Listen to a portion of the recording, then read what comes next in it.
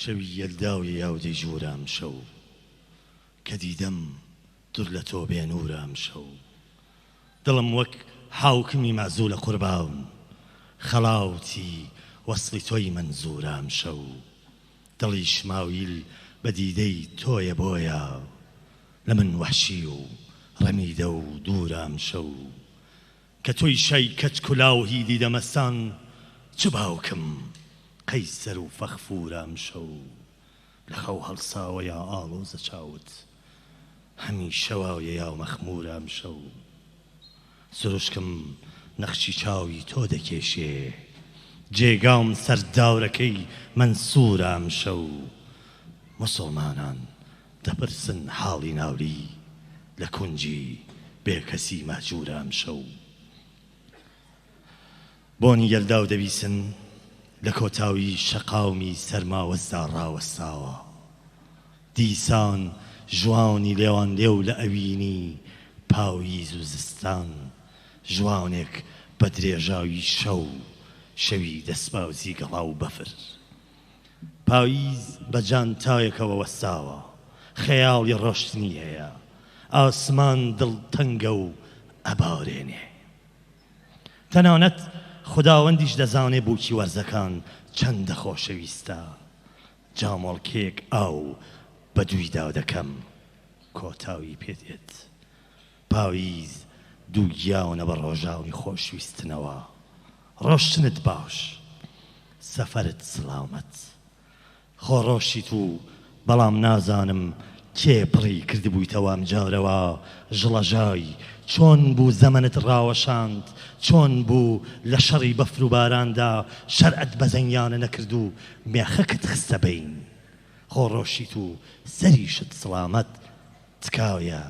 لە وڵاتەکەی مندا سێ و بەگژی هەناردا مەدە نە بەفر و بارانم لێ بتۆرێنە و نە زەمەنم لێ ڕاوەشێنە ئەک بە بڕین چێ ئەم بوومە لەرزە وا دڵی کوردی خستۆتە لەرزە یەکداتان باش چەپڵەیەک بۆ هاتنتان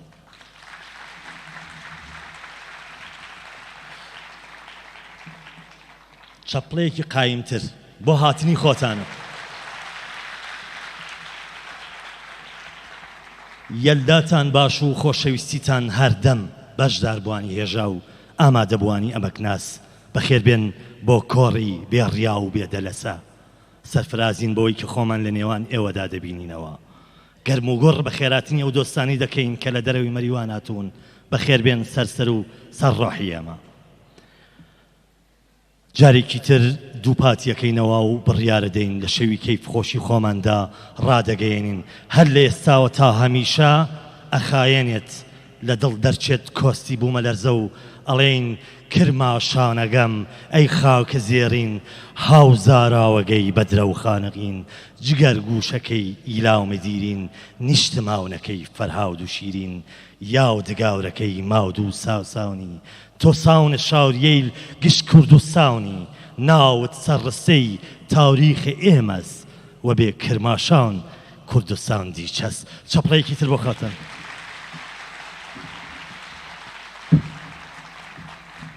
پێش هەموو شتێک داوای لێبوردنەکەی نەختاڵی بەرنامەکەمان دواکەوت بەخێربێن سەرسەر و سەرچاوی ئەمە هیوادارین ئەم شەو شەوێک پڕبێ لە کەیفخۆشی بۆ هەموو لایەکمان لەم بڕگەیەدا سەرەتا داواکەین لە دۆستی خۆشەویستم کاک حامیدی کۆنەپۆشی بێت بۆ پێشکەشتنی وتە و پەیامی ڤەژین تکایە با چەپڵەکانتان بەردەوام بێت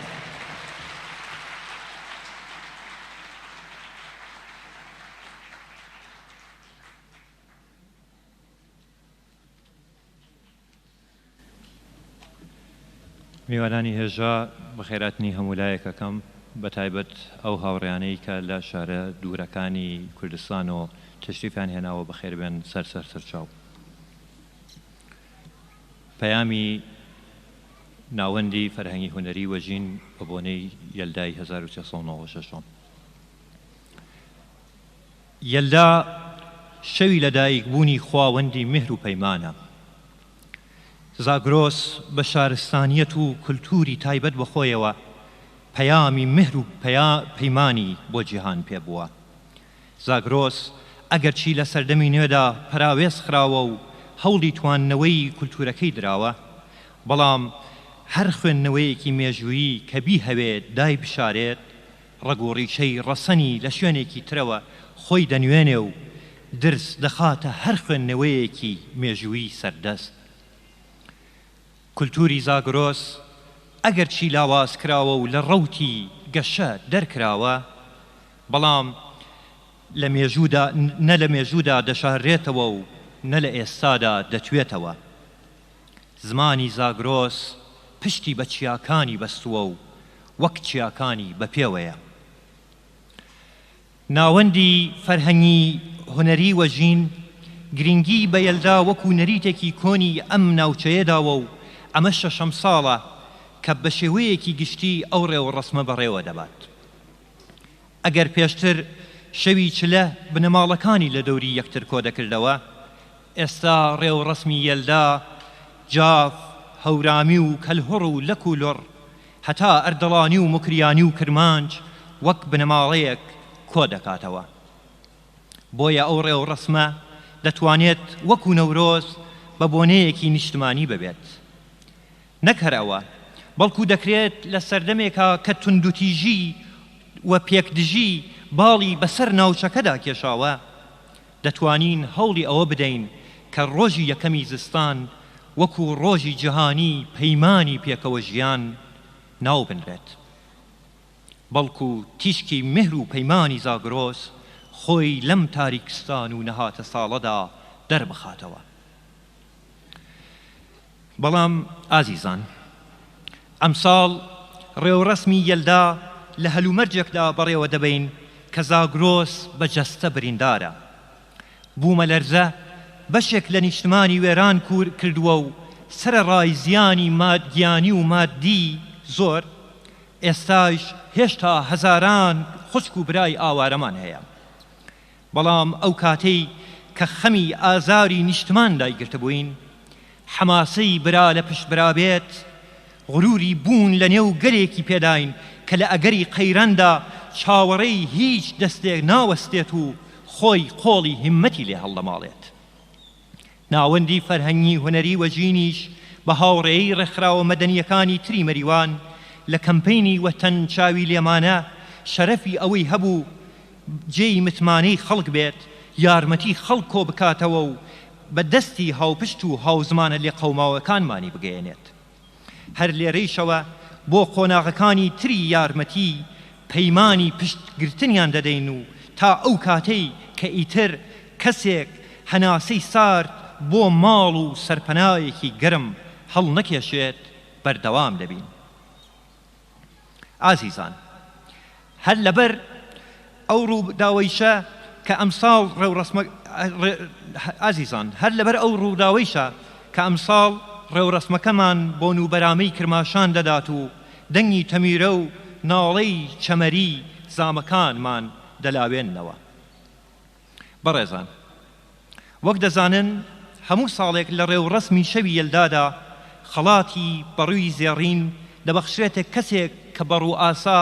لە پێناو کولتور و چاندی زاگرۆسدا خۆڕاگر بوو بێت و دڵۆب تەمەنی داشۆڕان دەبێت کە پەرە بە زمان و کولتورمان بدات. ئیمساڵ ناوەندی فەرهەنگی هونەری وەژین خەڵاتی ڕێزگرتن لە تەمەنێک تێکۆشان، خەڵاتی بەڕووی زێڕین بە نووسەر و چیرۆکنووسی گەورەی گەلەکەمان کاک عەتا نەهایی پێشکەش دەکات. بوونی کاک عەتا لە کۆڕەکەماندا مایەی سەربەرزی و شانازیمانە. ناوەندی فەرهەنگی هونەری وەژین بە خێراتنی هەموو بەشدار بوانی بەڕێز لە شار و شوێنە دوور و نزیکەکانەوە دەکات و یەلایەکی پڕ لە مهر و خۆشەویستیدان بۆ بە ئاوات دەخوازێت. ناوەندی فەرهەنگی هونەری وەژین، زستانی 1396.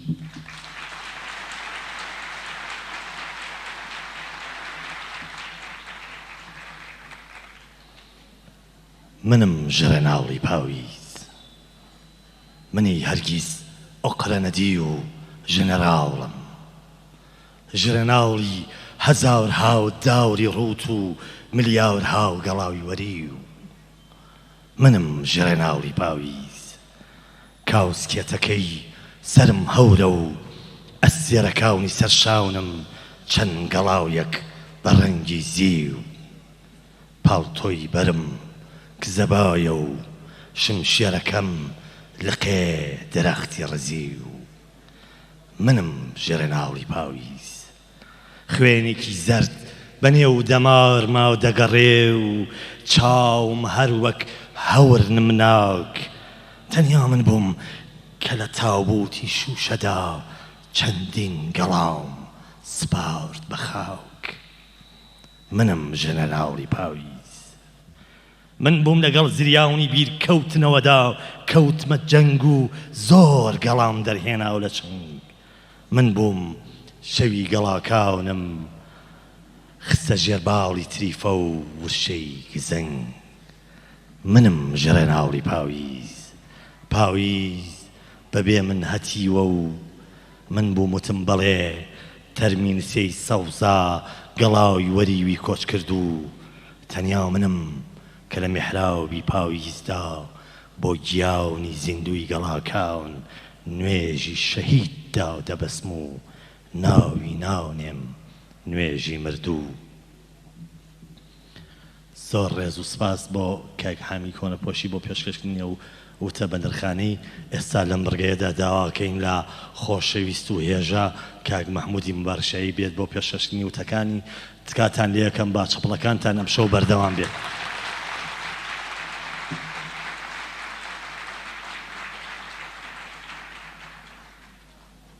سڵاو ڕێز و حورمەتمەیە لە خزمەتی بەڕێزانی بەشدار بوو لە کۆڕی شەوی یەلدا پڕ بەدڵ سپاس و ئەمەگناسی خۆم و هەموو هاوڕێیانی خۆشەویستی ڤەژین پێشکەشی ئەو خۆشەویستانەی دەکەم کە لە شارەکانی دۆروبەر لە کرماشان و لە شاری ماکۆی هەمیشە دەلالەوە تەشریفیان ئاوردووە بۆ کۆڕی شەوی یەلدا. بەشێک لە قسەکانی من جەنابی کاک حامید لە پەیامەکەدا باسی کردووە من هەروە بۆ یەکێ زۆریش کات نەگرم دەچمە سەر بەشێک لەو بۆ مۆزوعانەی کە پێم وابێت قسە و باسی ڕۆژانەی هەمومانە و هەمومان لەم ماوەدا باس و خواستی لەسەر کراوە. خۆشەویستان هەروواکێ کاک حامیدی جاماژەی پێدا لە کاتێکدا شەوی یەلدا دەکەینەوە لە کاتێکدا ڕێز لە خۆشەویستی شەوی یەلدا دەکەین کە بەداخەوە بەشێک لە هاونیشتمانیانی خۆشەویستمان لە شارەکانی دۆروبەری کرماشان سەرپێڵی زاڵ و سەلاسی باواجانی و منتەقەی قەسری شیرین و جوانڕۆ تووشی کارەساتی بوومەلەرزە بوون و هەر ئێستا لەناو دەرەوەن لە ژێر خەیمەکاندان. هەر لێرەوە ڕێز و سڵاو و حورمەتمان لە مەریوانی هەمیشە زرێبارەوە لە هۆرامانی هەمیشە سەربەرزەوە ئەینێرینە خزمەتیان و هەر لێرەوە لە خوای گەورە داواکارین مردوانیان بە باشتی بەرین شاد بێ ڕۆحیان و زامی بریندارانی ساڕێژ بێت.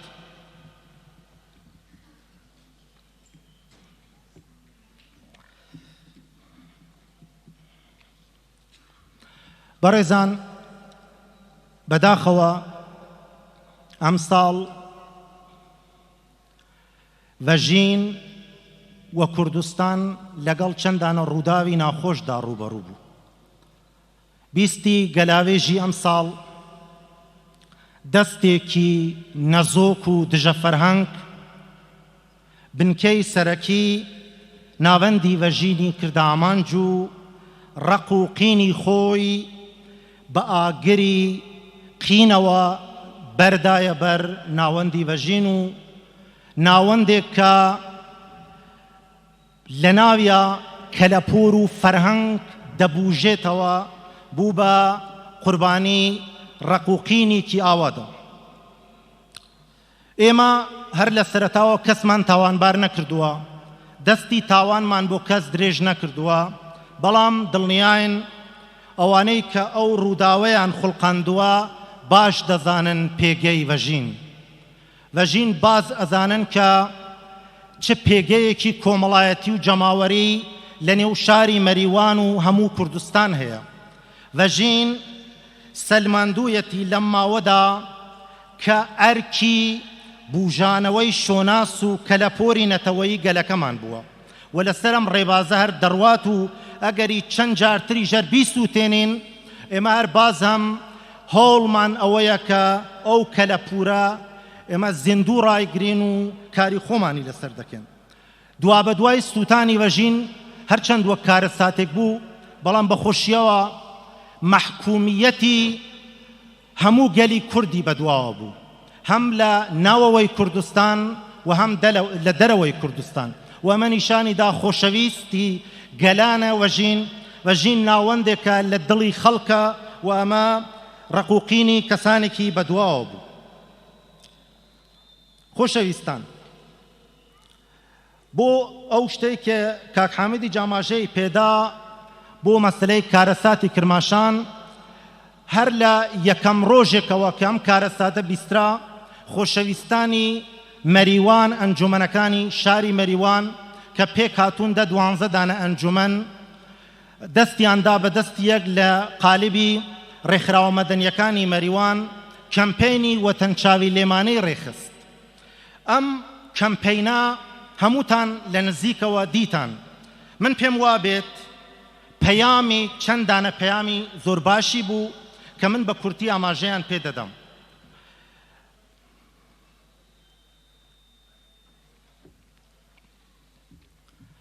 یەکەم پەیامی ئەوە بوو کە خەڵکی کوردستان بە نسبەتی هاونیشتمانیانی خۆیەوە لە هەر سوچێکی ئەم کوردستانە بێت خۆی بەرپرسیار دەزانێت. من ناچمە ناو ناخی شتەکەوە ئەوەی سەلماند کورد هەر کووردە، سەرەڕای جیاوازی زمانی و شێوەزاری، سەرەڕای جیاوازی ئاینی و مەزهەبی، سەرەڕای ئەوەی کە جۆغرافیا و سنوورێکی هەیە بەڵام کورد هەر کووردە و ئەو شتانێکی ئاماژەم پێتا ناتوانێت بە هیچ جۆرێک وەک بربەستێک بۆ هاوخەمی و هاودڵی گەلی کورد لە هەموو بەشەکانی کوردستان و بەتایبەت لە کوردستانی ئێران ڕێگەر بێت. خۆشەویستان، ڕۆڵی ئەو ئەنجومەنانە من پێم خۆشە بە ناوی ڤەژینەوە لێرە قسە نەکەم. ئێمە خۆشەویستانێکی زۆرمان لە هەموو ڕێکخراوەکانە زەحمەتیان کێشاوە، یعنی کەمپێنی وەتەنچاوی لێمانە نیشانیدا چەندە هوشیارانە کاری کردووە، چەندە ژیرانە کاری کردووە. من ئەگەر ئاماژەی کیچکۆلەی پێ بدەم وتم ئەم بوومە لەرزە سەرەڕای هەموو ناخۆشیەکانی ئەوەی بەدواوە بوو. ئەم کەمپەینە سەرەڕای ئەوەی کە هیچ جۆرە ئەزمونێکی لە مدیریەتی بحران نەبوو بەڵام سەلماندی بە باشترین شێوە دەتوانێت ئەو کارانە بە ڕێکوپێکی بەڕێوە ببات. ئەوە لە مەریوان خۆی نیشاندا. دوو متمانەی خەڵک بوو لە دنیای ئەمڕۆ، چ لە حەوزەی سیاست بێ چ لە حەوزەی فەرهەنگ و کۆمەڵایەتیدا بێت، ئەگەر متمانە نەبێت هەموو شتەکان فەشەل دێنێت. و خۆشبەختانە مەریوان و ڕێکخراوەکانی نیشانیاندا کە جێ متمانەی خەڵکن و یەکێک لەو ڕێکخراوانە ناوەندی ڤەژین بوو کە بەخۆشیەوە شان بە شانی هەموو ئازیزانی ترمان لە ئەنجومەنەکانی تر چوونە ژێرباری ئەو مەسئلەیە. بە کورتی فەلسەفەی ئەم کۆڕانە چییە؟ بۆ ئەشێ هەموو ساڵێک کۆڕێکی ئاوا بگیردرێت، پوڵ و پارەیەک سەرفەکرێت و بە زەحمەتی بەشێکی زۆر لە ئەندامان و لایەنگران و خۆشەویستانێک لە دەرەوە تێن کۆڕێکی ئاوا دەگیرێت. ئایا ئەم کۆڕێکی ڕوتینە؟ ئایا ئەبێ هەموو ساڵێک بە شێوەیەکی ڕۆتین ئێمە کۆڕێکی ئاوا بگرین یانە حتمەن ئەم کۆڕانە فەلسەفەیەکی وجودی هەیە؟ بە باوەری من فەلسەفە و دەرکەوت و خروجی ئەم کۆڕانە ئەوەیە کە دەبێ خەڵکی خۆمان لە ئاستی نیشتمان و فەرهەنگ و کەلەپۆر ئێمە ئەم خەڵکە زیندوو بکەینەوە ببوژێتەوە و ئاستی بەرپرسیارەتی لە بەرابەری ئەم شتانەی کە عەرزم کردن زیندوو بگرێتەوە و بەرز ڕاگیرێت.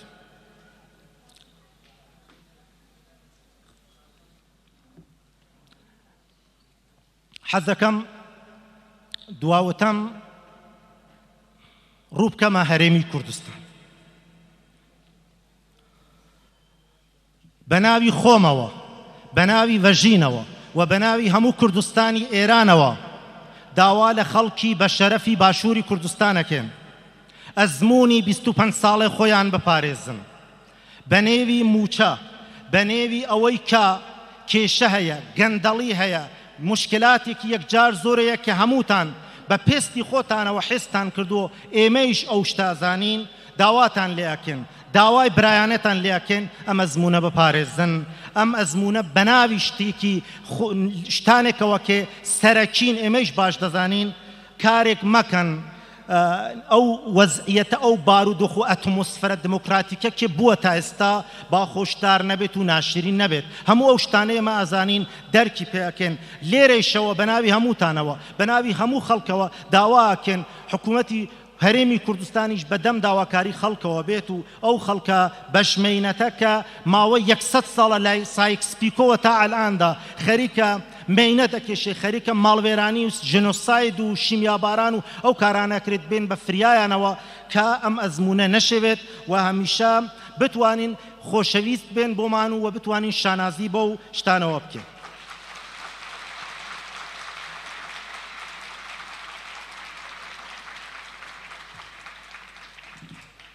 بەڕێزان بەناوی بەژینەوە گەرەکمە لێرە سپاس و پێزانینێک ئاراستەی ئەزیزانێک بکەم کە زەحمەتیان کێشاوە یارمەتیان داوین یەکەم بەرپرسی ئیدارەی ئاموزش و پەروەرش کە بۆ یەکەم ساڵ ئەم ساڵۆنەی جەنابی ئاغای عێرفانی لە داویە بە بەژین و یەکی دوو جارێمە لەگەڵ یا قسەمان کردووە شتەکەمان تێگەیاندون و بەخۆشیەوە هەم لە بواری مادیەکەەوە یارمەتیاندان و هەمەوەیەکی ئەم ساڵۆنیانە دایان تەشەکورەکەن لە فەرمانداریش کە هەر ساڵێک بە دەم ئێمەوە هاتووەوە مجەویزی ئەم کۆڕەی داوە سپاسی تایبەتەکەم لە ئسپانسەری سەرەکی ئەم کۆڕەی ئەم ساڵمان بەڕێز کاک هێمنی خۆشنەواس لە تەعاونی مۆرخدارانی سۆڵەوە کە زۆر بەدڵسۆزانەوە بە پێشوازی ئەم کۆڕەوە هاتووەوە بەشێکی زۆری بەشی ماڵی کەوتوۆتە سرشانی ئەو خۆشەویستەوە زۆر سپاسی لێکن بۆ یەک پارەکەش هەر لێرە لەم تریبونەوە من وتم 100 جار و سەدان جاری سپاس و تەشەکۆری خۆمان لە بەشێک لە پزیشکانی خۆشەویستی شارەکەمانەکەن کە زۆر دڵسۆزانە زۆر کوردانە هەموو ساڵێکەوە بە پێشوازی ئەنجومەنەکانەوە تێن و یارمەتی ماڵی ئەنجومەنەکانەدان خۆشتان باشە زانن ئەنجومەنەکان لە هیچ شوێنێکەوە یارمەتی ماڵی وەرناگرن بۆیە دەستی یارمەتیان هەمیشە بۆ لای خەڵکەکەمانە و هەروە سپاسی بەڕێز کاک خالدی فەتحیەکەم لە چاپخانەی شارە کە زۆرێک لەم کارانەی کێکراوە لێرە بە زەحمەتی ئەو خۆشەویستە بووە جارێکی تر زۆر سپاسی ئێوەی خۆشەویستەکەم تەشەکورتان لێەکەم زەحمەتان کێشاوە تەشریفتان هێناوە بەتایبەت ئەو خۆشەویستانەی کە لە شاری ماکۆی خۆشەویستەواتون بە خێراتن سەرسەرا سەرچاوە هەواڵێن دەلال لە ماکۆیە دەلالی زۆر سپاستانەکەم.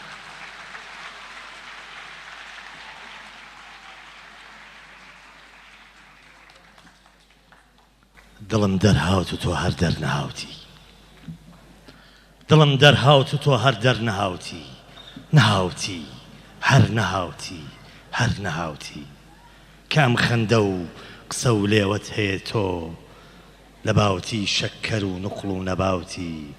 دەدەی واودەم بە قەتڵ ئەمڕۆ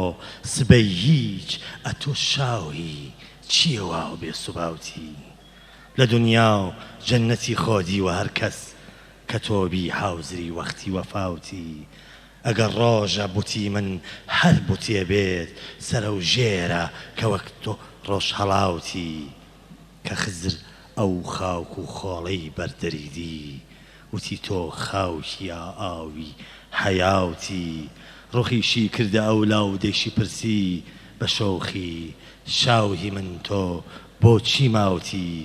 کە داوخی سینەمیدی دەردی داومێ وتی مۆرەت هەیە ساوحێب بەراوتی کە شیرینی و تەریدی شیعرەکاونم وتی مەحوی کە میراوی فراوتی زۆر سپاس و پێزانین بۆ کاک مەحموودی مبارشایی بۆ پێشکەشکردنی ئەو تابە نرخەکانی هیوادارم تام بڕگەی لە بەرنامەکەمان ماندوو نەبوو بێتن جا لە بەرەوەی لێمان معلوم بێ ماندوون یان ناماندوو نەبوون چەپڵەیەکی ئێوە ئەتوانێ گوڕوتین ببەخشێ بە ئێمە بەوەی کە بتوانین بۆ ئەوەی کە بتوانین بەرنامەکانمان بە باشترین شێوە پێشکەشی حوزوری ئەوەی بەڕێز و خۆشەویست بکەم و لەم بڕگەیەدا بە نۆرەش بێ نۆرەی خوێندنەوەی شێعرە. ئەس دەخوازم ببێژم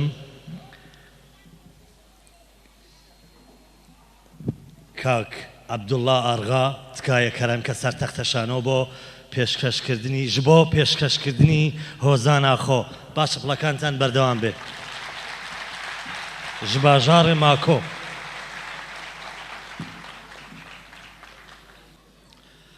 سلااو و حرمەت بەری هەر تشتی سلااو و ڕێزێن گەرم و ji dil bi bilindahiya çiyayê agiriyê bi qehremaniya bajarê Makoyê pêşkêşî hemû mêvanên hêja li salonê dikim. Her wiha pêşkêşiyeka taybet û spasiyeka taybet ji bo navenda ve jî ku her sal vê merasîma hêja û pîroz li dar dixe û silavên herî gel ji Makoyê heya Merîvanê heya Kurdistanê bo mêvanên li salonê.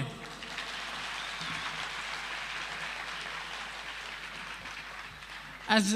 yeldaya we pîroz dikim dixwazim bi helbesteka kurmancî bi navê Cihad û Talan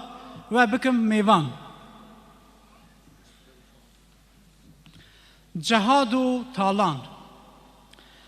evên kotî niyet û dilxera rûniştî li nav zêrqesr û sera bi armanca mal û milk û pera kom kirin tarî hêz li her dera. Şûr bi destên tilî li ser maşa bi destûra Erebşahên paşa bi ramanên tijî ji şaşiyan dilê wanî vala ji başiyan îca çêkirin dewlet û al bûn xwedî ax û milk û mal wan bi her dem û bi her hal dinê li me kirin reş û tal. Li rojreşên tijî zilm û cefa evên her tim dev bikin û sefa dihatin bi bîstina dengê zurne û defa qet li me nekirin palpiştî û vefa. Dîsa hatin ewrên reşî tarî li ber me de hêştin nan û parî dîsa hatin ewrên seqemsarî li wan xwîna sor pir barî. Ne gotin zar e ne jî pîr e tev girê dayî bi yek zincîr e îca wan ser navê Cihad ji ol e tev birin ber bi bazara kol e. Xwedê netirsên reşkotî keç û bûk kirîn bi cotî li wan tunê tirs û sehm ne ji mirovahî ne jî rehm. Tenê zanî bikin talan bişewtînin mal û halan li kîjan kitêba pîroz hatî Cihad û Talan li yek qatî. Wan xwedî netirsên kotî cerg û dil li me pir sotî wekî ewrên tariya reş hatin xwîn rijên enî beş çirmisandin hêviya jînê ji esman rijandin xwînê şûr bi destên cil reşê şîn xistin qada laleşê. Zar û zêş tevî kal pîra hinek kuştin avêtin bîra hinek ji girê dan bi zincîra kirin kole firotin şah mîra. Keç û bûk li nav bazaran ber destirêjî û azaran hineka xwe avêt li çiyê hineka ji ber çeper û siyê termê wan hema li ber tavê candan ji ber nebûna avê. Ne siyê ne çeper e hema tav e rût û tazî ne kinc e ne jî pêlav e ne xwîşk e ne dayîk e ne jî bav e winda bû ne nîşan e ne jî nav e kurî lal e ne zar e ne jî çav e hey dawet ne bûk e ne jî zav e wan bi avaza nifret beytan nekirin rehma mirî û meytan. Spasiyek taybet ji bo guhdariya we و ناواندا وژین و برپرس ناواندا وژین هر هبن مالا و آبا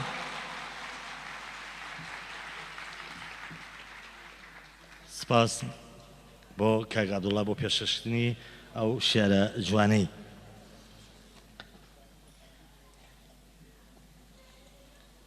با شێعرێکی خەست و خۆڵی حەزرەتی سەیدیتان پێشکەشکەم ئەگەر مەیلتان لێی هەیە. دڵبەر دڵت سانای جەمن شەردی دڵت سانی نیۆ جەورشمەیەی ڕەنجش مەکەر خۆ کاو فرستانی نیۆ شەرتەن بکێشۆ دڵ جەپاوت باو یادگارمانۆ جەلاوت تۆ بۆت نەدڵ خۆفی خوداوت خۆ کاو فرستانی نیۆ ئامام نەڕاوت پێی جەستەوە گیرەم سڵەم چیت نەستەوە پێی حاوڵی جەستەی خەستەوە خۆ کاو فرستانی نیۆ هەی نەو نەماومی باوخی دڵ پێی تۆسیان بەیداوخی دڵ ساو مەرهەمێ پەیداوخی دڵ خۆ کاو فرستانی نیۆ هەی ڕەندی تۆحفی ناوزەنین خاوڵەت جەعن بەرگوڵ جەمین ساو مەرهەمێ دەرپەی بەرین خۆ کاو فرستانی نیۆ بیماور و تۆم حۆر و پەری ئەر خاوهێشان ئەر سەرسەری شەرتەن ئەیاو دەتمان کەری خۆ کاو فرستانی نیۆ.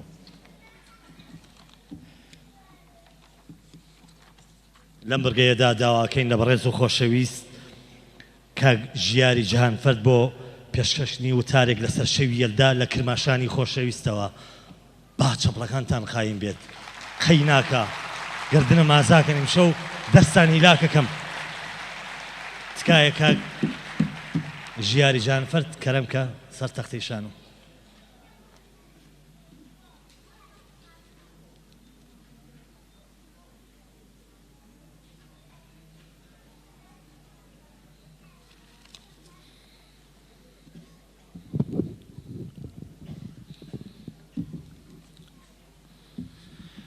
چەنی یەلدا دریژ و تاورە ئەمشەو چماونی زڵف شوڕ یاورە ئەمشەو قەرارە خوونکی ئەمشەو بڕەشێ یەکێ وات نەوبەتە هەنارە ئەمشەو.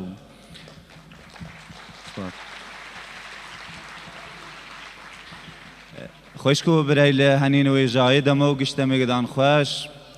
هەر ڕۆژەدان پل لە ڕۆژەنای و هەر شەوەدان یەلدا چونکە یەلدا میترا لە تێتێوە دی و تا ڕۆژەنای فەرەوە بکەێت و شەوار و زەمسان لە زاگرۆس و لە ڕۆژهەڵاتە ناوێن بوێت.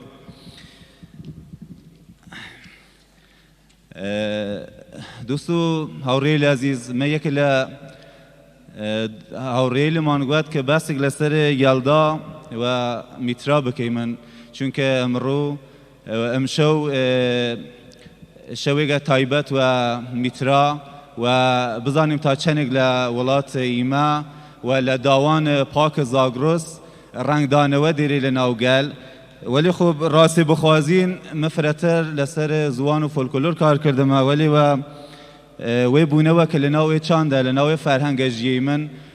ناچاریم هەرکاممان لێکۆڵینەوەی کەمێکیش بیوە لەسەر چاند و فەرهەنگە خۆمان بکەیمن تا بتوێنیمن پێناسێک نوێک یا پێناسێکە شایانەیە گەلەستە فرەتر بخەیمە باس و بەرە باس و تاوتوکردن. هەر ئەو جورە کە فرە لە هاوڕێی لەعەزیز زانن و لێکۆڵین کردنە یەلدا وشەیەکە کە لە سووریانی و مەنێ زاییش یافراندنە و لە ناو فەرهەنگ کوردی فرەتر و چلە پێناسە کریایە و چلە یەکێ لە عەدەدەی لە فرە پیرۆزە لە ناو فەرهەنگی ئیمە و لە ناوچەی کرماشان و ئیلام لە ئەو ناوچەی کالۆڕنشینە ئیمە چلە ور دیریم ڕا مناڵیل مناڵ لە دوێ یەکە لە چ ڕۆژ لە داڵک پێیا بود تێم چلە ور ڕێکەیمن دوای ڕێکەیم کە کە پەیوەندی ڕاستەڕاستی وەگەردە ئاینە میترایە دێرێدەن و یەکە لە نیشانەی لە فەرهەنگی ئیمەس کە وەداخەوە ئیمە کەمتر بایەخ دایم لەسە بواری لە ئاکادمی و زانستی و ئەسەن کار نەکردی منە باربارە کیشنلاتی شێدەن ئەگەر توێیدەن فەرهەنگ یە وڵاتی بناسید نیاز وە کۆکردنە بەشەی لە گشتیە فرهنگ فولکلور دیره، چه استوره میتولوژی، چه دیروک، چه زوان، چه چاند و گشتی بسیل چاندی ایما بله ور چو بگریمن تا ویترین شانازی او گله پیک بدن و ایما بتونیم پناسه نوک لسر فرهنگ خمان بیاشتیم که وداخ و ایره لزاگروس و گشتی لن روشلات ناوین ایما اکادمیک فرا درس ساویک نیریمن که بیلاین کار بکیدن و بتونیدن هر فرهنگ و نماد و سمبولیل خوی و پناسه بکید. یه کرتا ایسفه گریم از سر آین میترائیسم و شو چلا لناو فرهنگ خمان و فراتر تقلاکی من که خالیلی که لناو فرهنگ خمان همان مایا و کمتر لسریان کار بیه یه کرتا آورگ یا ایسفه و سر وانیا بگریمن لناو زاگرس و تایبه دو گشتی لناو فلات ایران و باکور مزوپتامیا دوگل انقلاب یا شورش گاشماری یا روشماری سقام گریدن یکی گلوانا 31 خرداده که دمیگه که روزگار کلو بود و شو دریجو بود و یکی تر که لناو فرهنگی مفرتر پیروزه شو چلس که شو کلو بود و روش دریجو بودن و گشتی جشنیلی که لناو فرهنگ کردی هست لناو فرهنگ کردستان و زاگرس هست دو جور گارشماری هست یکی بستیل گارشماری یا جارشماری آینی هست که بوده جارشماری که بوده نه لناو فرهنگی موتای به لناو منطقه کرماشان و ایلام لوه کرستیای دیری من 50 نوروز دیری من که شونیانه ثابت نیه لناو فرهنگی ایمه جار هست لدوی نوروز ورج نوروز بستگی و حریمی که لناو ایمه جیه من دیرید و ایمه یه جورتر جشنیل آینی دیری من که هانشون خویان لوه نوروزه لوه شو چله یا یلداس لوه جشن مرگانه که اویش پیوندی و گرد آین میترائیسم مادری و داخل و بس مرگان لناو فرهنگی ما فراتر کم رنگو بیا اگر پاییزان زا وقت مال تکانی کیمن و قولا خانه تکانی کیمن یا بشیلگ لأو فرهنگ میترایی سرناو باوری لیمه منیس و کیمت باید مالیل خمان نو بکیمن دل خمان نو بکیم هر او کاریش لنوروز کیمن ولی خوب چونکه لأو بنمی آینی و فرهنگی خمان دابرانی کفتی سناوی و فرهنگ و داخل و فلسفه و نشان فلسفه لهور مانوچیه تنیان نشانگان یان لناو فرهنگی ما مایست جیو و نشانه لفریق هست لمیترا لناو فرهنگی ما یان مرپرستی که یانه رای ما به هیچ لاینگیریگ لچاند کردی که بیش منی مل داوان زاگرس پیابی منه و بای من فراتر بایخ بیمنه فرهنگ خمان نلیوانیه ایمه وقتی تی من لیکولینوه که ایمه لستر او دیتای لکه لناو فرهنگ خمان هست فراتر نشانه لمیترائیسم لناو فرهنگ ایمه منیه سجیو نیزانم حواله لو دوستای عزیز تا چنگ لسر فرهنگ ایلام و کرماشان لیکولین کردنه که وک بشگ ل فرهنگ کردی که آینگان کمتر لورد گوریانه اما وقتی مثلا بحث یارسان کیمن یارسان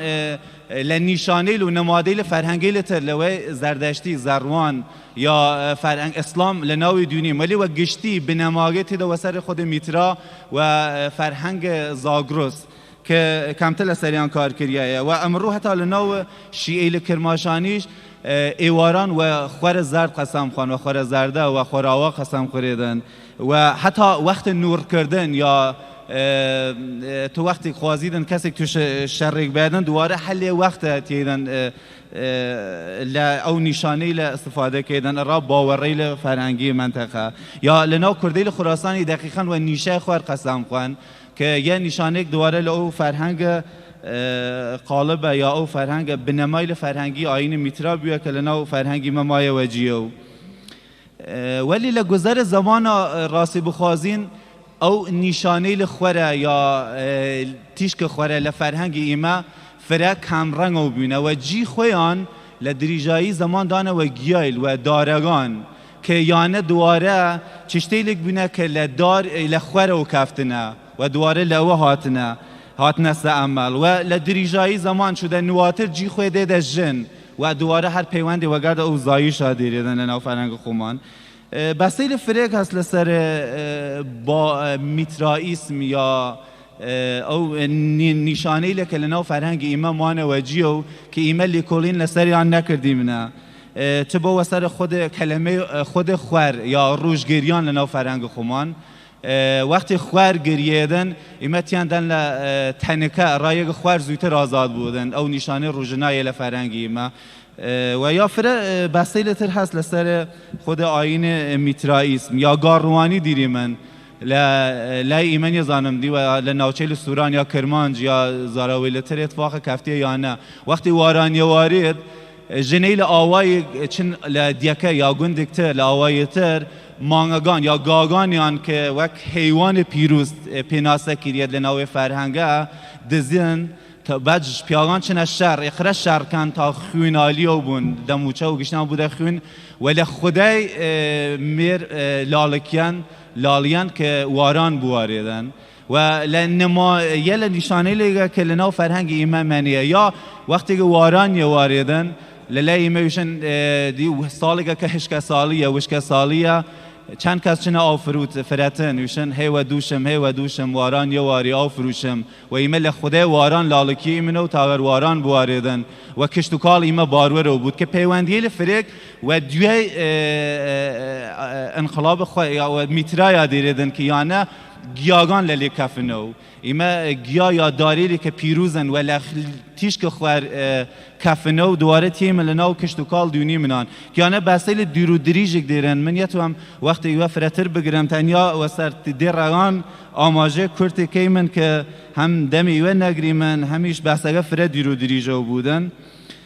که و کسوف للی خمایشیم خوارگریان که دقیقا لناو فرهنگ خمان فرات للی منیه و جنیل فراتر کاره کن و جن رای کاره کرد یا اصلا وقتی جنگان چنم مانگ دزین گادزین که یانه کلی کدی لگن لناو فرهنگ خمان که نیاز و لیکولین فراتری دیرید و لگشت مهمتر ایما حل پرگه که دیریمن لناو دیولی لو دهولی قدیمیه پیشتر خوار لقیان کشیه خور یا خوار یا تاف که یا دواره نشانگ لأو آینی میتپرستی است و حال پرگه که ایمه و دوریو که ایمن نشانگ لزیو و هستی ناسی گل ایمه لدوان زاگروس نشان دید و جالب تل یا لای ایمه دو کس و ناو او نماد شر که لدوی زروانو تیده ناو فرهنگی ایمه و ناو شیطان شودن که دیولگت بیریدن او دهول بیرید که دیواجاره که او دیولچیه بیا پیروز بودن و عنوان نماد خوار که دواره بشکل او فرهنگ زروانیشه لو آین زروانیشه تنها فرهنگ ایمه ولی خب بنمای سرکی آینگه وک آین میترا منی استو که یانه بحثیل فرد یورو دریجگن حتی بس یکن که خوار و زمین و دور خورو گردید لناو فرد چشتیلتر لفرهنگ ایمه منی و جیو ولی گشت مهمتر بحثیلی که لناو افسانگان منطقه خمان مایه و جیو که هر او داره یا کانیه که اجدها لناو فرهنگ یا ایمه مثلا کسایتی کاراکتری و ناو ملک جمشیر دیدیم لناو چیرو کیل فولکلور خمان که چودن اجدهایی که نوی کانی و آوگه گرتیه و شمشیر کشیدن که دواره حل گردیده و لناو فرهنگ فارسی یا فلات یا منطقه فارس نشین فراتر وک نماد ناولی بن و بحث یکن که اجدها او نشانگ لزردشتیه و لناو فرهنگ زرتشتی آتیه ولی للی ایمه ملک جمشیر چود اجدها کشید و یانه خالیل فره پوزیتیو رالی کولین لسر چاند و فرهنگ کردی که و داخل و کمتر للی ایمه کریایه و کرتا باسیگیش لسر خود شو یلدا یا چله بکیم یسته که ایشو و راستی یک لوه هر آین هر جشن آینی تلناو کردیل فره کمرنگ و بیا لهورو چیه و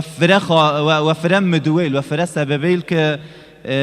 گشتمان زانی منه و ایما فرا اکادمی نیاشتیم من اصلا جیگ زانستیگ نیاشتیم که بتونیم لیکولین لسریه بکنیم و دواره نوگزینش بکنیم یا دواره با نوژن یا نو بکنیم لناو فرهنگ خمان که و داخل ولی فرهنگ دور و کفتی منه و امرو لوی شاید بشکل گل ایمه که زانیاری سبارت و فرهنگ خویا نیاشتون بیشن یه فرهنگ درکیه لحال یه بشکل فرهنگ و چاند ایمه کە بەیەس فرەتر لەسەری لێکۆڵین بکەین کە لەناو هەر ئێشەوە ئیمە میوێ هەنار یەکێ لە پیرۆزترین میوەی لێگە کە خۆرێدن یا خواردنێک دیری من کە دوارە لە قەلات یا لە خەلە درست بوودن لە گەنمویانە درست وەک داکۆڵانە کە وەداخەوە تا ئەمڕۆ کەمتر بووە کەم ڕەنگەوە بووە ئیمە نییە زانیمێ چەس وەری خۆ لەلای کرماشان و ئیلان بەبوو باشی مەفرەتە نمونە لەورەتیارە مخاتریەک لەناو چاندە گەورابیمە وەگەرنە بەسێک گشت کوردستانەمە وەک یەکە ئیمە دانە کۆڵانە دروستکەیمن و لەو شەوە خوێریێدن یا هەر هەڵپەڕگە یاستەمەیەکە دێرن وە لە دێوڵا و نیشانێک لە مێرها لە ناوڕاستە دێوە دەهۆڵەگە یانە بەستەی لەگەن کە فەقەت مەستەردڕەگانیان خوێنم کە وەختەکە فرەتر نەگریمن و کورتە باسێکیش دوارە لەسەر هەنار بکەیم هەنار وەک میوەی پیرۆزێک کە وە خاتر شێوەیە کانونگرە کە دێرێدن دوارە لەناو ئاینە میترا فرە پیرۆزە وەک ئەمڕۆ لەناو ئاینەی کە باسکەیمە لەناو یارستان و تایبەت یا لەناو ئیزەریش دوارە پیرۆزە و لەناو یارستان هەتا سەرێ نیۆ ڕێد هەنار و ئیمە لەناو باوەڕێی لە ئاینی یارستانیش دیری من کە یەکێ لە گەورەی لە یارستان داڵێکە دەنەکە هەنار خوێدن و لە لێ دوگیانەوە بوودن خۆ بیانە نیشانەیەک دوارە لە ئەو فەرهەنگە میتراییسم مەزنەوە شێوەی ئاینی و نوژەنەوە بینە لەناو ئاینی میتراییسم یا لەناو منتەقەی کرماشان ئەوانەیشەکە بەشەشیئەن ئەنار فرە لەناویان پیرۆزەوە گشتی لە کوردستان ئەنار وەک میوەی پیرۆزێک پێناسە کردێدن کە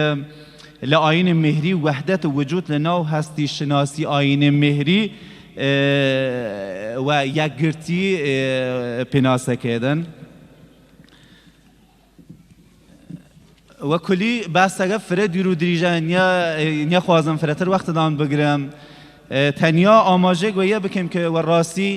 ئەگەر بتوانین نیمەی بەشێک لە پەیکەرێ بەشەری پێکباری من و وەک گەلێک وەک ملەتێک بتوانین من خزمەتێک و پەیکەرێ بەشەری بکەیم نیاز ویە دیریم لەسەر بنەما و فەرهەنگە خۆمان فرەتر پابەیمە گەز و خاڵەی لە پۆزیتیڤ یا خاڵەی کە فرە ئەرینین لەناو فەرهەنگە خۆمان فرەتر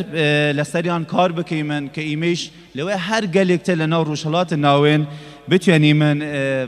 خزمەتێک و بەشەریەت دەڕێ فەرهەنگە خۆمانەوە بکەین وەختی باسە سەر کوردیکەیم نەتەنیا باسە زوان یا زوان و کوردیە و خاتریە کە ئیمە بتوانین من بەشێک لە ئەو پێکەرێ بەشەریشە بیمن کە بتوانین لەسەر فەرهەنگە خۆمان لەسەر چاندە خۆمان فرەتر لێکۆڵین بکەیمن هەروێ بوونەوە ئیمە نیاز و کاری زانستی دیری من نیاز و ئاکادمی دیری من و لە گشت بەرپرسەی لیشخوازی من کە فرەتر بها بنوێ مەسەلە یە بەشێک لە فەرهەنگە زاگرۆسە بەهێز بپارێزیێدن ڕانمونە ئیمە لەناو ئەوروپا تا ساڵ 1986 هەشتاگە لە زانکو دیری من کە کار لەسەر فۆلکلۆرکەن لەناو ئەوروپا لەبانە و دەها زانکوی مە دیری من کە واحدەی لێکۆڵین لەسەر فەرهەنگە فۆلکلۆر دیرن کە وەداخەوەی من ناو ڕۆژهەڵاتە ناوێن نەتەنیا لە منتەقەی خۆمان یا لەناو ئێران نێریم بەڵکو لەناو ڕۆژهەڵاتە ناوێن فرەتر کەم کار لەسەر فۆلکلۆر نەکریایە ڕانمونە لەناو لیتوانی ساڵ 1924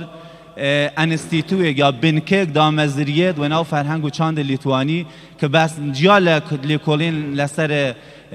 دەیتای لە فۆلکلۆرتیان بەسەی لە زانستی و نەزەریش وەلیا کارکەن و لە ساڵ 2002 گەوراترین جایزەی یونسکۆ و ئەنوانە میرات زینی بەشەری دەنە پێیان و ئەمڕۆ جی شانازی گەڕا لیتوانی و بالتیک وەلی خۆب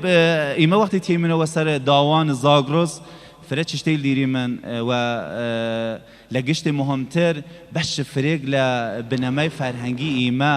هەمان کۆ نەکریایە و یانە نیشانەی لێگەن کە یانە بەشەی لێگەن کە ئیمە توێنی من فرەتر لەسەریان لێکۆڵین بکەیمن مە فرەتر لە یە وەختدان یەگرم لە دوایی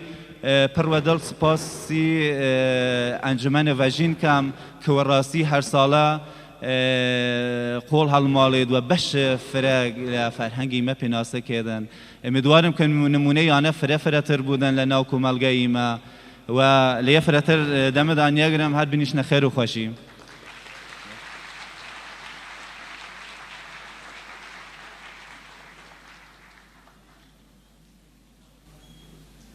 زۆر زۆر سپاسی کەک ژیاری جان فەردەکەین بۆ ئەو ڕوونکردنەوەی لەسەر شەوی یەلدا سپاس و ماڵیاوا بێت لەم بڕگەیەدا ڕۆحی ناسک و جوانتان ئەسپێرم بەدەم دەنگی بە سۆزی تەمیرەوە و بۆی ئەڵێم یاودا و ئامان ئاورمدا ڕێگەی هەورامان وە بەرمنا با بانکەین لە تەمیرە ژەنی خۆشەویست کاک پوریا فەتاحی ناساو بە کاک ئەرکەوان لە شاهاباتی خۆشەویستەوە.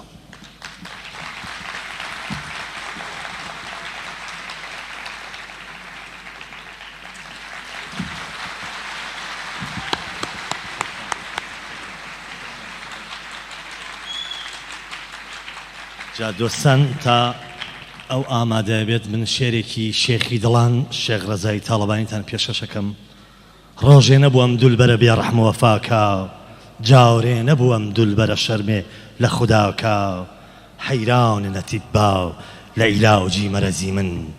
لوقمانی ویساڵت مەگەرم دەردەدەواکە، کاورێ کە خەم و دەردی فیراوقێ بە منی کرد، سەرما و بەهەتی و با بە دەواوری شڕی ناکە، دێوانەیە شەخسێکە لە غەیری لەبی لەعلی، وەک شاوی سکەندەر تەلەبی ئاوی بەخاوکە، تاوبوو تەبی ئاو تەشکەدەی هیجری وەکو شێت، نەزدیکە منیش واوردی سەحراوی فەناوکە، لەم ڕێگەیە تەقدیری ئەزەل وابوو کە ئێمە پاماڵی جەفا و بین و ڕەقیب سەیر و سەفاکە، ڕۆح و دڵ و دین هەرسێ دەکەم بەزنونی ساوری، کاومی دڵی من گەل لە لەبی لەعلی ڕەواکە، سەرداونە لە ڕێی عەشق ڕەزا و لاوزمە ئاشق، بۆ یاور سەر و ماڵی سوپەری تیری قەزاکە. فەرمون ئێوە و ئەو نەوە ئەسیلەی کە ئێمە گەڕێنێتەوە بۆ بنەڕەتی خۆمان.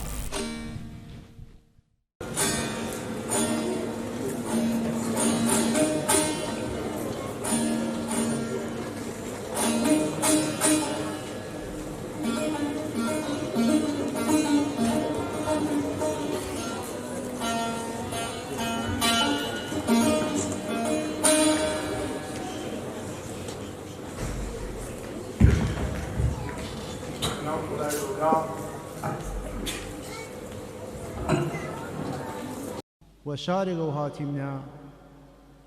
کە ئەمڕوز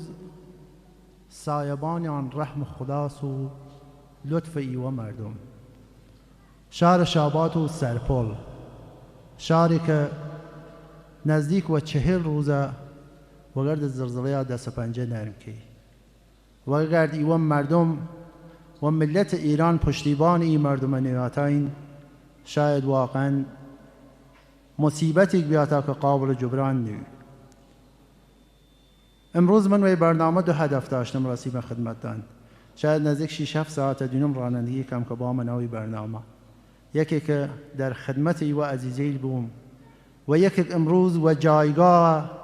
دست تک تک ملت ایران مخصوصا و ملت کرد ماچ بکن.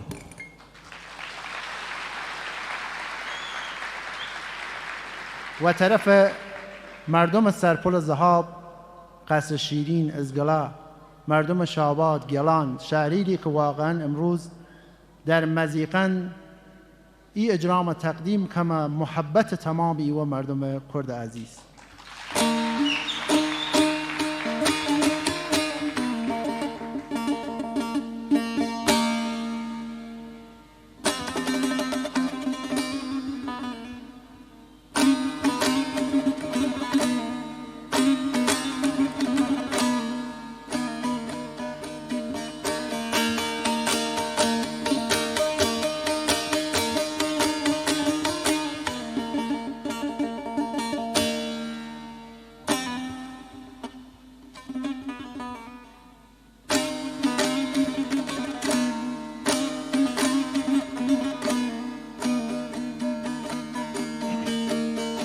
مقام السرتاس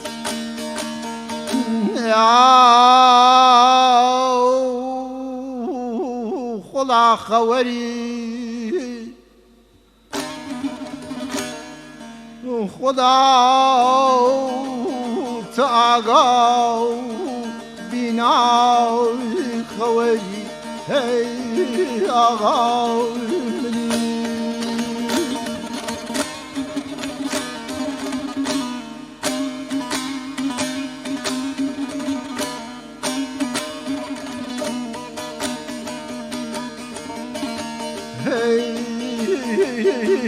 عمر بشريك تاج السروري يكتاي بهم تاي روج مشري هي آغای منی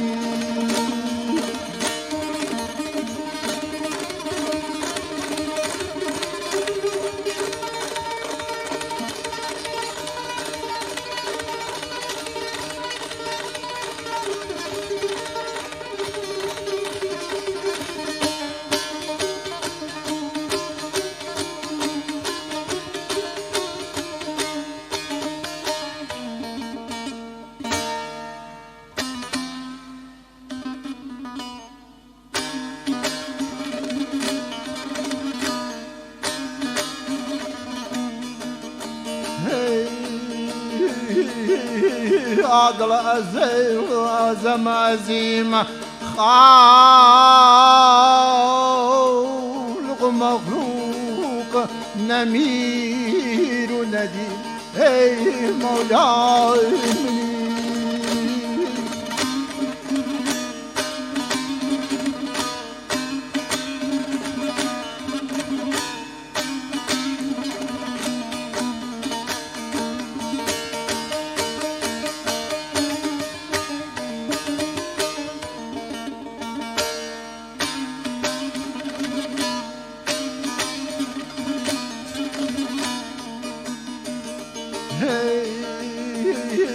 حكم هاي أجدر اجدهاي هجمت خالق مخلوق وصاد ميت هي مولاي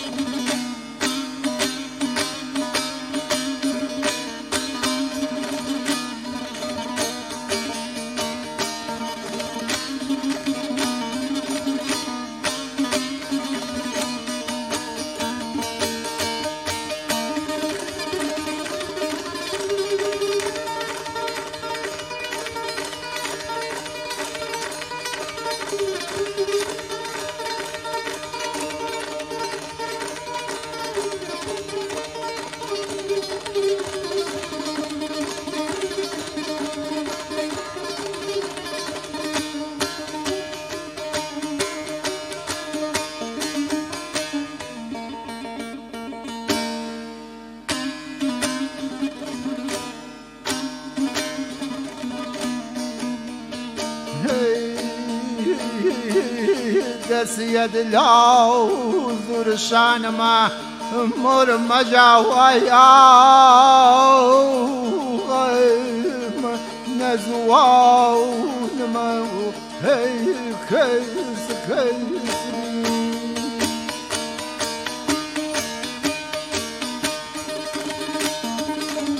قريبي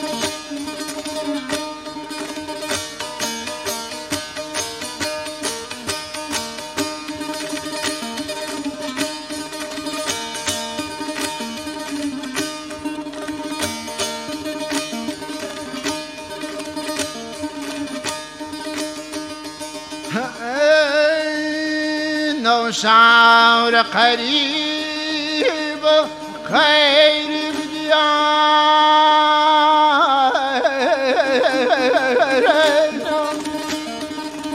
جيغاي قريب عين ويب مرمونا يما قوشة وكنايرين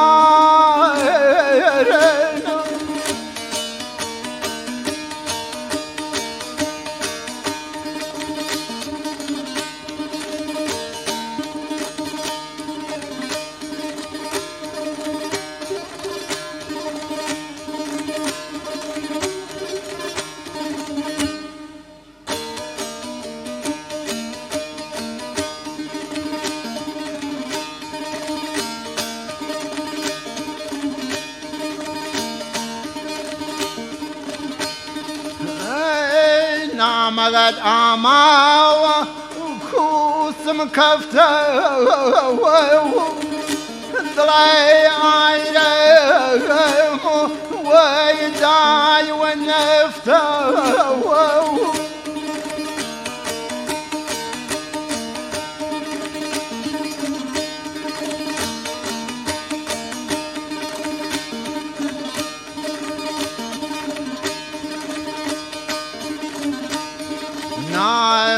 چندوایا صبحی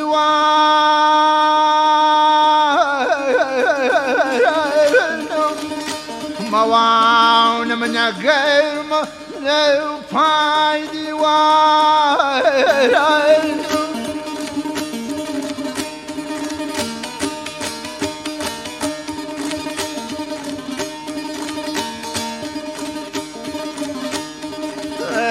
بڵێ هەی ئەزیز دوو سەگەیگیانی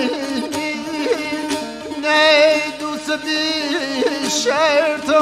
نانی و زوانی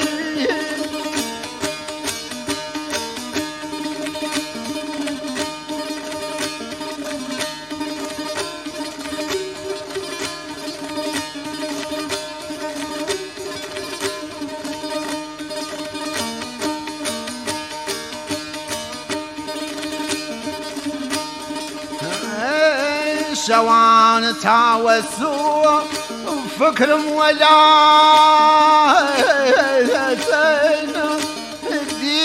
دم وفدايا كاسم وخاك فاتن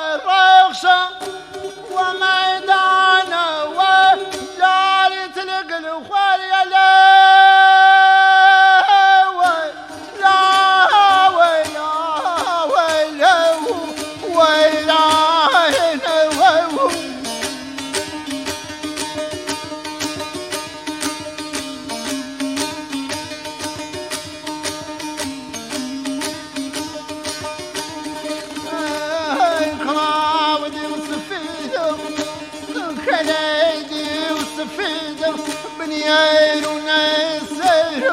خنجر تعب وسيد بنيان ونوير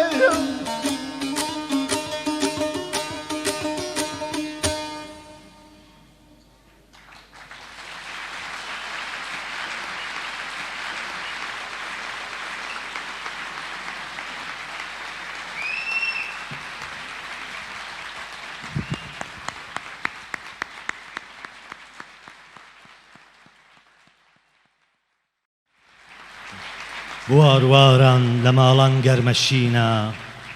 سوار و سەرسوارەی لێرە چینە دەوار ئەلدامەتا و دژمن نەزانێ لەسەر گۆنای نەمامان گوو لە خوینە خدا هاوار لە دەستی ئاسمانە لە پرشەی خوین گەڵای داران ڕەنگینە هەزار خەرمەن لە گیسە بڕیایە لێرە چمان مەرگێ عەزیزە بیسوتینە بوارواران هەلاجم هەر غۆتی خۆت هەر خۆت دەزانی چ دەردێ هاو لە سینە زۆر زۆر زۆر سپاسی بە ڕێز و خۆشەویست کە ئەرکەوانەکەین و لێرەش پێڕاگەیەنین هیچ پێویست بە دەستخۆش بوون و دەستماچکردن و ماڵ ئاوایی ناکات لەبەرەوەی مەریوانیش کرماشانە ئێمە هەر یەکێکین و هیچ کارێکمان نەکردووە هەرچێکیش بکەین هێشتا هەرکەمان کردووە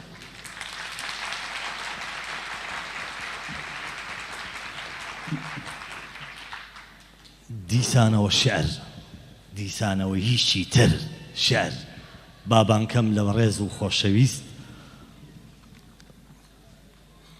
کاک فەرشیدی ڕۆستەمی بۆ پێشکەشکردنی شیعرە هەورامیەکەی با چەپڵەکەیەوە بەردەوام بێت تکایە فەرماوە کاک فەریشت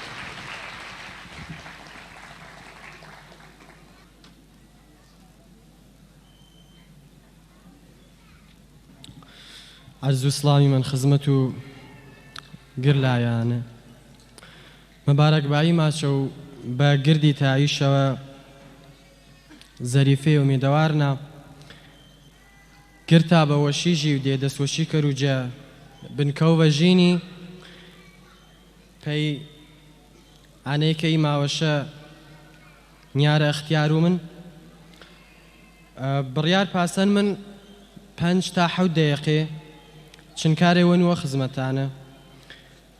دوێ کاری وەنووە شیعرە بازم هەر کاری بەعدی چەر شیعرەنە منتەها شیعرەنەجە دەفتەرە شیعرە تازەی کە خەریک و چاپیش نێجە تەرەف و ئینتیشارات و گوتاریوە سەقزیوە قەرارە چاگە چاپ کردیوە ومیدەوارنا سەرەتانێشن دماین گیانکەنشتەکا و ڕۆجیارینە تیشێرتەکێ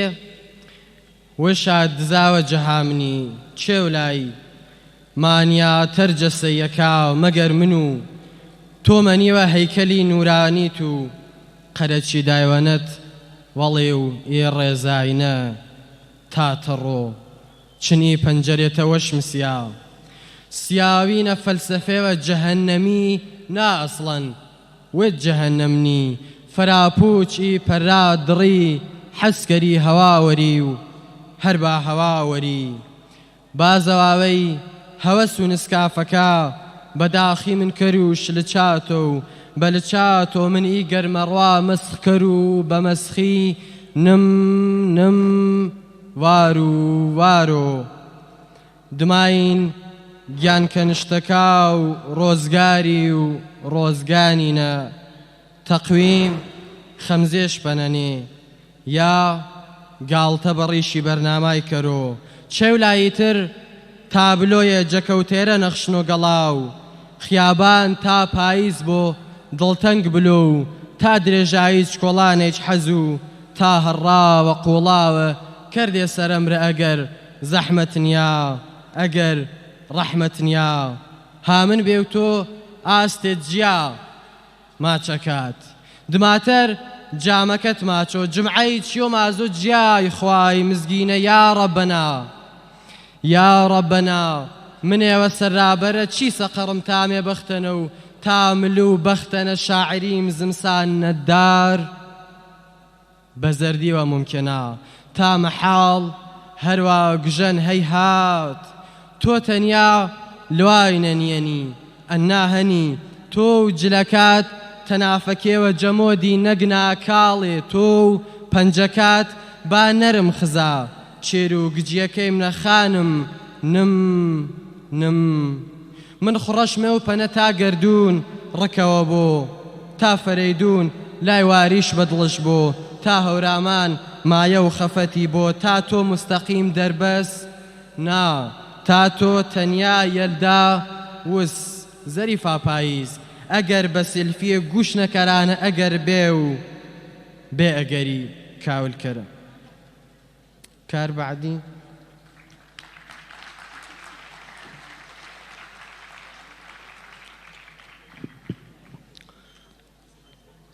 دەستیت بەروونە نەقاشیە نەکێشیای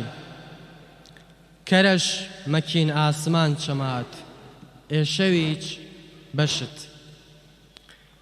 بازە بە واق من و ئی بۆمبێرە بزان و سەرە و کام ڕیش چەرمێرە مەراق مجۆ یانە قۆڵە و چن زارڵانە دڵە شورمێوە وەرم زڕیا سمۆرەی دامانگ کام وەزەش ئەو دیم و پاییزی نەمەنێنە جیا سڵحەت لێگەڵ و چن مارکسانە پێیابیە ئیجایە ترافیک شپەی کام سەفەری هورگێرتن ڕۆێنە چن جاری دیم و ڕۆزنامەی کردێ من گرشەوێ وەرومان گێوە بوەرمێ سووک پەیتەنیاییم پەیتەنیاییت ئەی خاوەرمیانە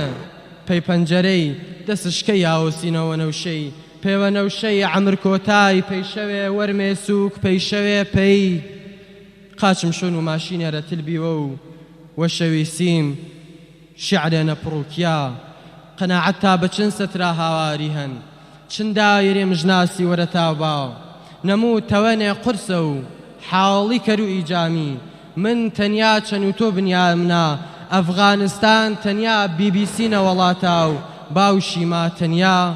پاکە تەجگەرەنە ممکن الوجودەنە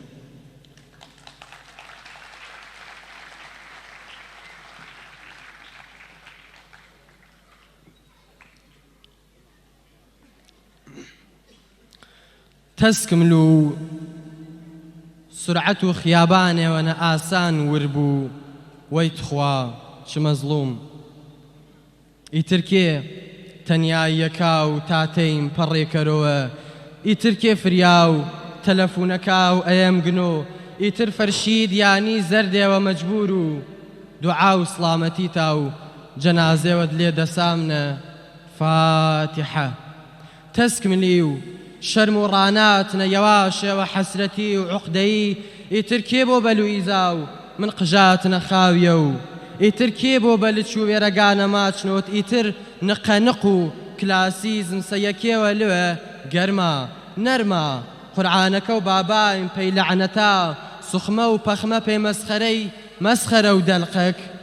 حەز بە ئالێرژی فەسڵی کردێ و هیدایەتیانەوینی من پوچ ساکەکەت پوچ لوئیزا پوچ ئیستامین فون عایەت مەیسەرەیت مۆت کەریوە دوکمەکات تاران ملی سەفەرەکات بەخەیر خەیرتەر وەرمەکات تعبیر و معبیر شانیا مەرەین زینەین لەوای ئاخ ئامایەوە بیێ پارک چێرزگارێ تەکیارە دلێ چەما منە ڕیک دەرگیرێوە کابولی و بابولی بوخارا بێبوخارە چن دیارە ئیتر تاتەم چ غەڵەتێوەش کرد و ئادەم چ نەوسن وەسترە و وەشی و شمەی بێکاری و بێعاری مەزهەبی دیوارنا بە تەسەور و پادگانێوە فاشیزم هەورامینا بە تەسەور و مەولەوی نە تۆ ئیسراحەت موسی بە هەندسفری و پانداوە نە تۆ ئیرزابی بە یەرێ نوختێ ئیتر چ تەماعی کێشیا فەقر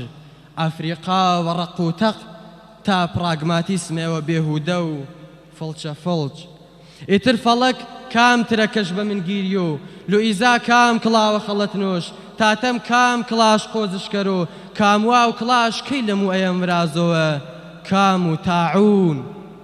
نییە نیمرە تعجبێوە سەرەوار ئامپڵانسێوە وێقەوێق ئەحواڵێوە وەشکریا و بەشکریا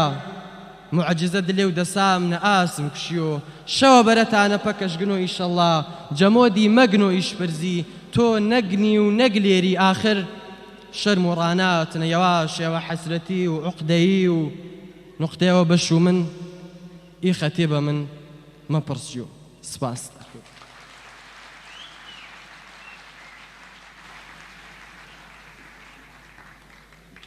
زۆر سپاسیم بە ڕێزاکەین داوای لێبردنی لێەکەم من سەرەتا بە هەڵە ناوەکەیم خوێندۆ ناوی کاک فەرشیدی ڕەستەمیە هیوادارین تەمەند درێژ بێ بۆی کە بتوانێت زیاتر و زیاتر لە بواری ئەدەبی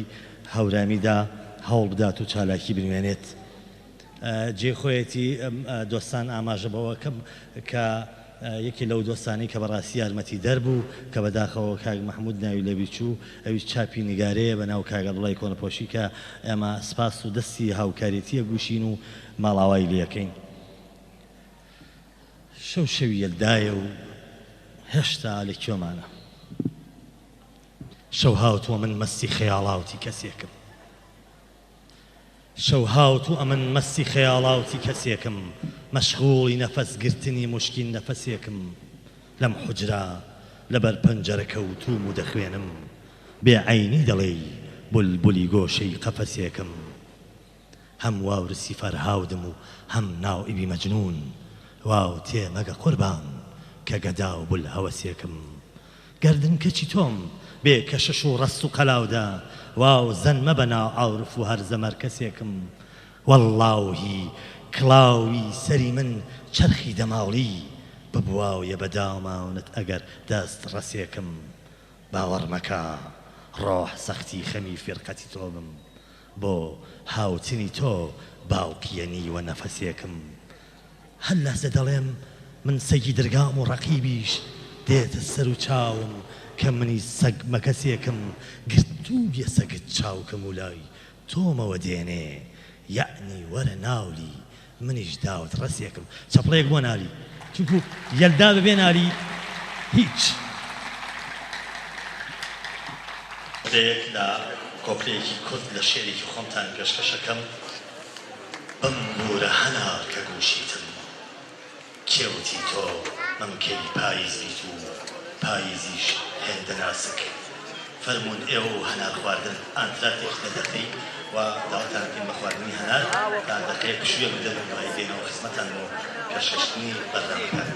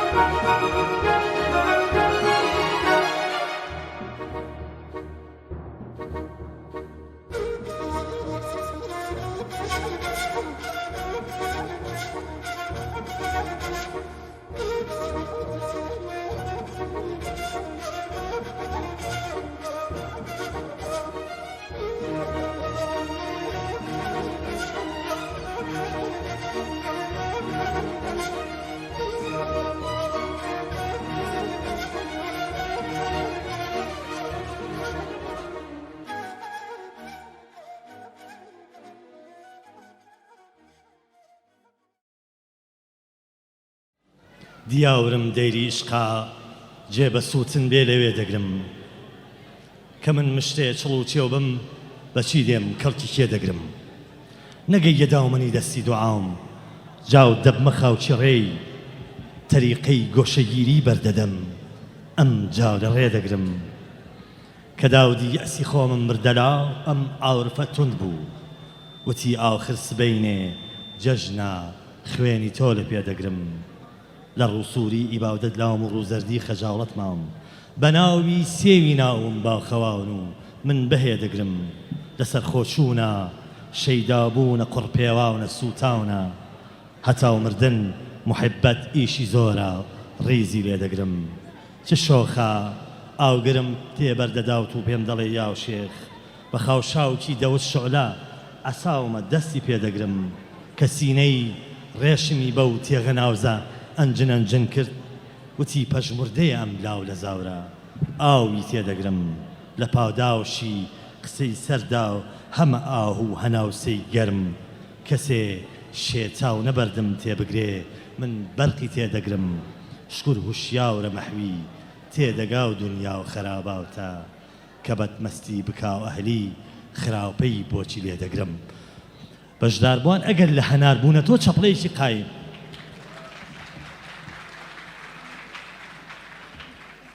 هیچ قایم نەبووە و چەپڵەیەک بۆ خۆتان هیچ چەپڵەیەکمان نایە دۆستان جێخۆیەتی ئاماژە بۆ بکرێت کە ئێمە بە تێکڕا بە خێراتنی ئەو میوانانەمان کرد لە دەرەوەی مەریوان هاتوون جێخۆیەتی ئاماژەش بۆ بکرێت کە بە خۆشحاڵیەوە لە سەرتاسەری کوردستانەوە ئێمە میوانمان هەیە لە مەهاباد و لە سنە و کرماشان و سەقز و بانە و هەموو شارەکانی کوردستان و من لێرە داواکەم لە بەو دەسە ڕەنگینانانتانە چەپڵێکی قایم بۆ هەموو کوردستان زێدی نیشتمە زێدی باب و باپیرمان هەموو شوێنێکی کوردستان بەبێ هیچ جیاوازی لە دڵایە سەر لە نوێ دەست پێکەینەوە بە پێشەشتنی بەرنامەکانمان لەم ڕێگەیەدا داواکەین لە شاعری خۆشەویست لە کرماشانەوە بە نێوی کاک فەرزادی سەفەرا بێت بۆ پێشەشتنی شیعرەکەی با بە چەپڵەکانی ئێوە بەردەوام بێت کاک فەرزاد تکایە کەرەم کە سەر تەختەی شانۆ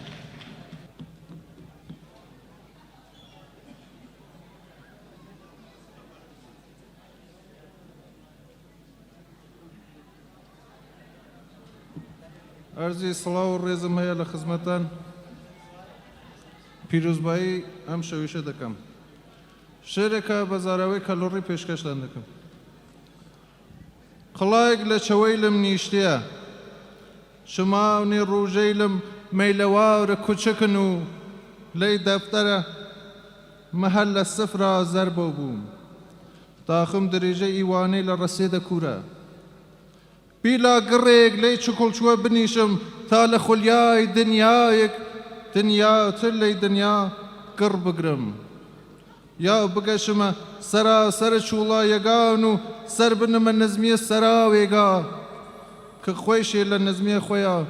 سەر دەرنیەکەی لەی نزمە ساڵانە سرم لە ڕێزە ڕوژەیل دەرنیە چوود سەرێک دەمە سانەیل سەرێکم دەمەوە سەرێکیش کیشمە چوڵاوی زەمان و وەخۆشی هەر ڕوژە هەینی شێرێک کیشمە سەر ساخی سڵامەت چ لەی نیشتمانیش چی و مهەر لە ملەیە وسامە قەڵایەک لە چەوەی لەم نیشتێ چماونی گشتی وارەگان نەوە دڵ لێرە وەساونە لێرە تا کوتای مانگ دیوار هەناسەی لەم بەند کریاونە دیواریش دیوارەی لەتر لێرە دیوارەکان خێدان لەسە هەناسەما هەر لە کوتای مانگە لە هەڵکەفتێکا کەفتمە خواریە ئەزمونێ لێ کە بێوەلیفەت کەفتنە لێم دژەنەوە بیم لە ئاگرێگا کە نییە کەفێدە دووکەڵ دژەنەوە بیم لە دەرفەتێگا کە لە دووکەڵ نییە کەفێت دوورە و کەفتم لە وشەی لێک کە لە دێڕم کەفتیات دوورە و کەفتم لە گڕی فڕیە شەقام لە هەرای هەریە دەروەچ لە خوەر لە خۆم ئێرە کوتایە هێڵە نۆختێک بنە و بچوو قەڵایەک لە چەوەی لەم نیشتێ چمانێ زەیش وە گەردەما گەمەکەی گردێسمە باوش و هەر خڕخۆی دە دەورە خۆیە لە ڕێگا کە شیرینیە تا هێز ڕاکێشان لە تیتاڵیێگا وەسامە لە شەمەی کە لە ڕووشمارەگانە نییە تا دەمم مەرگ لە خۆما منمە لە ڕەنجێک کە بێوەر نییە تا سەرەتای ژیان هێمان شوونە پای مردگەیل هابانشانم چمانی زەی هەر ئەقەرە گرد نەیوە ڕووی لە هەر لایگاکەم ڕسمە ڕواڵەتم مەتەشقەڵێگا کە لە سەراسەر زەی مبیمەسە تاقەدارێک و ژنەیل دەخیل بەسنلێن قڵایەک لە چەوەی لەم نیشتەیە سقاو نەیلم هەر کام چیرۆکێگن چیرۆکە دوێتە قژزەردێک لە گیسیا خوەرتکێد و کراسێک لە هەناسە هاوەرێ ڕێخ و ڕێخە ڕووباورەی لە دنیا مینەی ماچێک خودایی کرد چیرۆکە کوڕێک کاقەرە لە پەرتوکەگانە وەشە لە شەل بیە شاعر تا دەسەی لێ بوونمەش بوون چیرۆکە پارلەمانتەرێک کە نەزمیە دەنگە خۆی لە خوێنە کورسیەگەیان نیشتیاد چیرۆکە پێغەمبەرێک قسەی لە خوددا چەپی چەواشە ڕەسانیادە خەڵکە چیرۆکە چاروایك لە هەر نیخێگیا مناڵێک نۆقمە و بیاد چیرۆکە ئەو مناڵە لە شنگاڵ کە خوێن لە چەوەی لیانیشت چەند سەقاونێک میش لە کوبانیا ون بیە و لەیرێشە کرمداسە زوانم گورگێک لەی نزیکیە لولەنێ دوسە قڵاولاوتر نیشتنێک لە چەوەی لەما دەست پێکەی و هەر چماونێ و لەسرم نیشتەجی بوو لە دەسەی لێ کە دەسم نەگردن و دەسە ڕام گردن و دەسەیلم لێ گردن لەی دەرفەتەی لە چ دەسەی لێک نەخواردمە و دەست لە چ دنیایەی لێک نەکیشامە مدی دەست لەی سەراوەی لە شوردمە کە لەی سەراوەی لە ئاوێک گەرمە و نییە و هەر سوقاونێگم لە چیرۆکێگا پتورکیاوە لە ڕۆژێک کە هەڵاتە و هەڵنات لە حاژێک بێدەسەڵات منیش زامێگم وەکی هەمکە زامە هەر لە کوتایە مانگە تا شێت بازێی لە قڵا سرم سەنگینی کەیدەبان زەی و ڕیشەم ها لە هەوا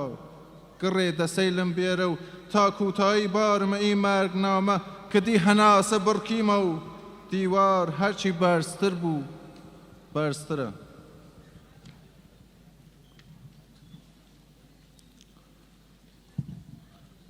شێرێکی تریش بە ناوی مندی چ شتێکم لە شەو نەمایە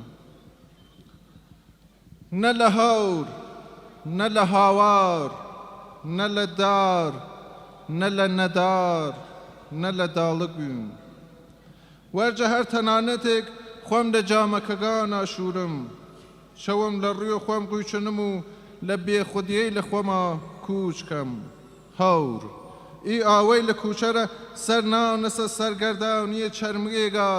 تا بزەیک لەی خاکە سەر هەڵاڵێ مپام فرە پەتیتر لەوەسە ئی ڕێ بگرمەوەر هاوار بێزاوریە زەنجیر بڕیایەگە و شەکەتیە شەوها باونشاونێ من لەشم ئازەوتر لەوەسە ئی بارەوە کوڵ بکیشم مدی چ شتێکم لە شەو نەمایە نە لە شەو نە لە ئاسن نە لە خاک لە ناکەسکاریە خاکم بەسەر چوو خاکم لە دەست چوو و ئاسن ئی سەنگینیە نەنومەتە قورس لە ئاگر تاوێدە و سیە لە شەو وەسێدە و سیەتر لە ماندلا سیە ساڵانێگە مەجنوناسا لە مینەت کەم نە لەیلا نە لەولا نەهاتید و نەهاتنت نەهاتم هاورد سیە ساڵانێگە هانەژیامە تا تۆ لە هەر لایگا بایدن وا شین کەیت هەوا فرە زەردە ڕەنگەی لەم گشت لە پاییزە ڕزیانە و زەنگم لە گشت وڵاتە زڕیاویە کە هەرچی وشکاویە بەرەبەرە وەرە و سەرم ڕشنە خوار لە خواریش نێشتنم نە لە ژێر نە لە بان ژێر و بان کردن هەنا سەیلم دەست بڕی کردن ئەکە واگوزارەدانە هەرچی دەسە بڕیایە لە هەرچی لاوە خوێن زایە سەناو هەناسەما من لە هەرچی پەتە بڕیامە لە هەرچی مردنە مردمە لە هەرچی وەساونە نەوسیامە نە لە ساوتەی لە بێدەرەتان نە لە ڕۆژەی لە پڕتاوان نە لە دژە نەساڵەی لە دوگیان گیانە زەردی گردمە مەگەی گیانە تا چەندون بڕکەی بنوڕە باوگم شەوێل چەنی پیرۆ بود یە چەندونە لە ئاسن بیمە لە خاک بیمە لە ئاگر بیمە لە هاور لە هاوار لە مەلەوەر بەڵام هەر لە داڵک نەیم نە لە باڵندەگانە وێڵ بیم نە لە پەلەوەرەی لافڕیمە نە لە هاوارەگانە هەڵاتمە نە لە هەورا هەوریامە هەر لێوا لێویامە نە مردمە و نە ژیامە پێشکەشتە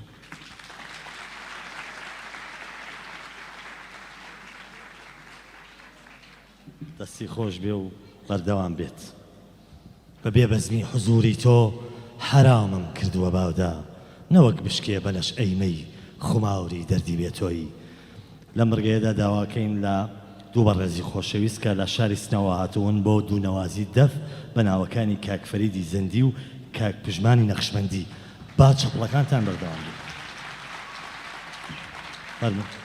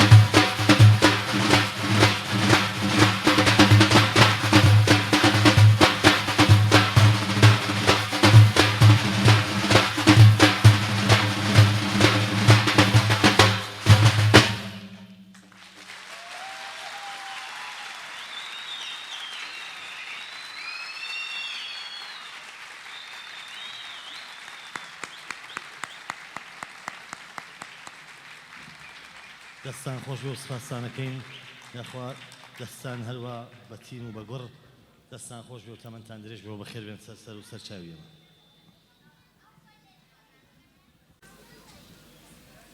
خونچە دڵبوونم لە حەسرەت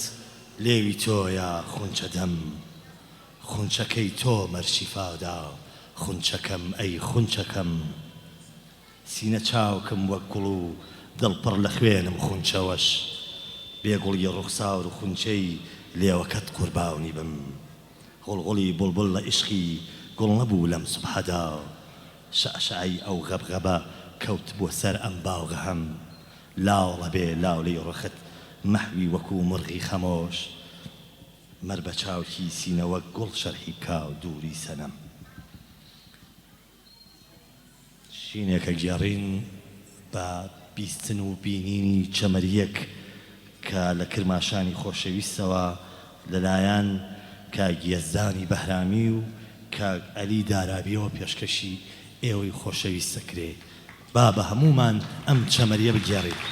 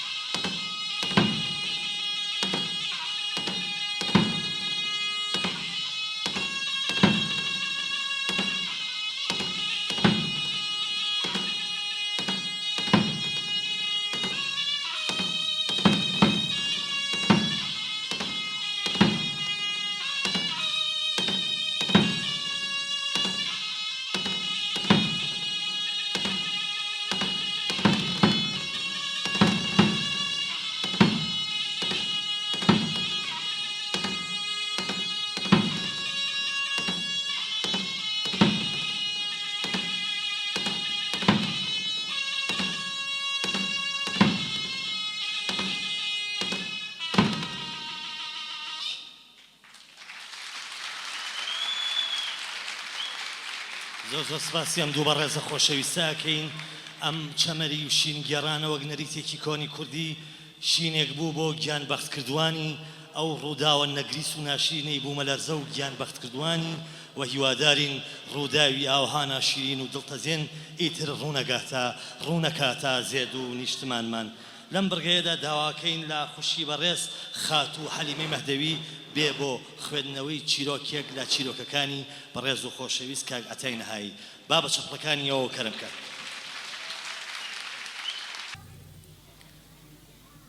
مەستورە وتی خۆش دەوێ ئەو داچڵەکی ها ئەویش وەک کتێبەکەی ئیتر ئەو ژنە شاد و پڕجمۆجۆڵەی پێشوو نەبوو ئەو باڵندە شەیدایەی کە لە ئاسمانی شینی بەرگی کتێبەکەیدا فڕی بوو ئێستا مەلێکی کز و خەمۆڵ بوو کە پرسیارێکی سادە هەراسانی ئەکرد. مەستورە سەرنجی بۆ پێشکەشی کتێبەکە ڕاکێشا. خۆش دەویست ئەو نێزانی ئەبێ چ وەڵامێکی بداتەوە ڕەنگە خۆشی ویست بێ نەوەک عاشقی بوو بێ بەڵام کاوە عاشقی بوو لەو عاشقانەی کە بە یەکەم نیگا دڵێک نەسەد دڵ ئەدۆڕێن و ڕنگ بە ڕوخساریانەوە کاڵ ئەبێتەوە و ئەژنۆیان ئەکەوێتە لەرزین ئەوسا کە منکێش و خەو خۆراک لێ حەرام بوو بە شەو و بە ڕۆژ یار لە کوێ بێ و بۆ کوێ بچێ بە دڵیان بەجەستە بە شوێنیەوەن کاوە فرەتر بە دڵ چەند جارێکیش بەجەستە لەسەر ڕێگەی سەوز بوو کوڕێکی خۆشقەد و باڵای تەڕپۆش بوو کە هەمیشە کیفێکی سامسۆنەتی بەدەستەوە بوو ئەو یەک دوو جار لە کۆڕە ئەدەبیەکانیش کاوەی دیبوو کاتێ ئەچوو بەرامبەر بە دانیشتوانی کۆڕەکە شیعری ئەخۆندەوە کە لە خوێندنیش ئەبووەوە کاوە بڵندتر لە هەمووان چەپڵەی بۆ لێ ئەدا جارێک لە دەرەوەی کۆڕەکەش لی چوو بۆ پێش وتی دەستت خۆش بێ خانم ئەو شیعرە جوانترین شیعرێکە کە تا ئێستا بە زمانی کوردی ویستی بڵێ وتراوە بەڵام ئەو فرسەتی نەدا کاوتی بیستومە ئەوسا خۆی پێ ناساند من مهندیسکاوەی دەستبەجێ ناسیمەوە مەسوورەیان مهندیسکاوە جێگری سەرۆکی ئیدارەیەک بوو کە باوکم فەرمانبەری بوو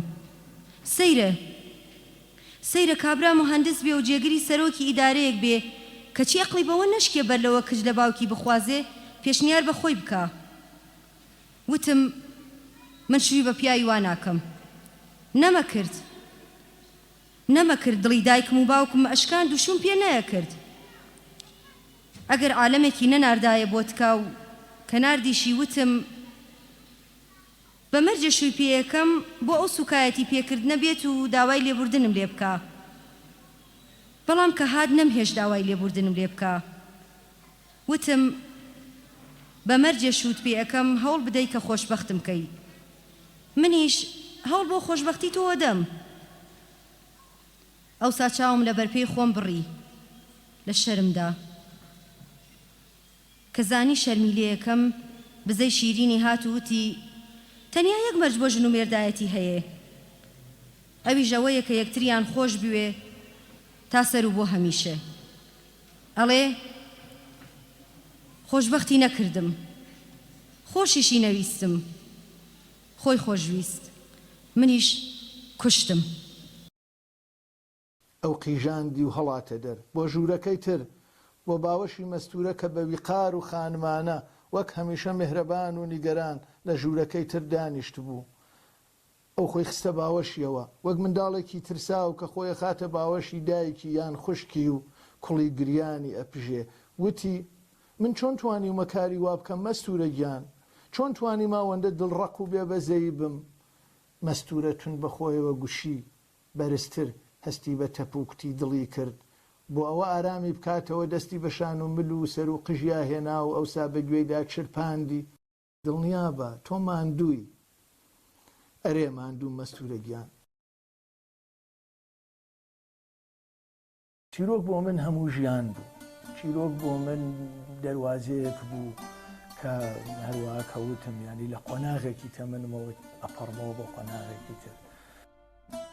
چیرۆک بۆ من ینی لە عینی حاڵیشا چیرۆک بۆ من جۆرێک بەرپرسیارەتی بوو، جۆرەی هەڵوێست وەرگرتن بوو. من خەونی زۆر گەورم بوو بۆ چیرۆک، ینی پێم وا بوو چیرۆکی زۆر ئەبێ بنووسم. پێم وا بوو من ئەبێ حقایەت بێژی نەسلێک بم.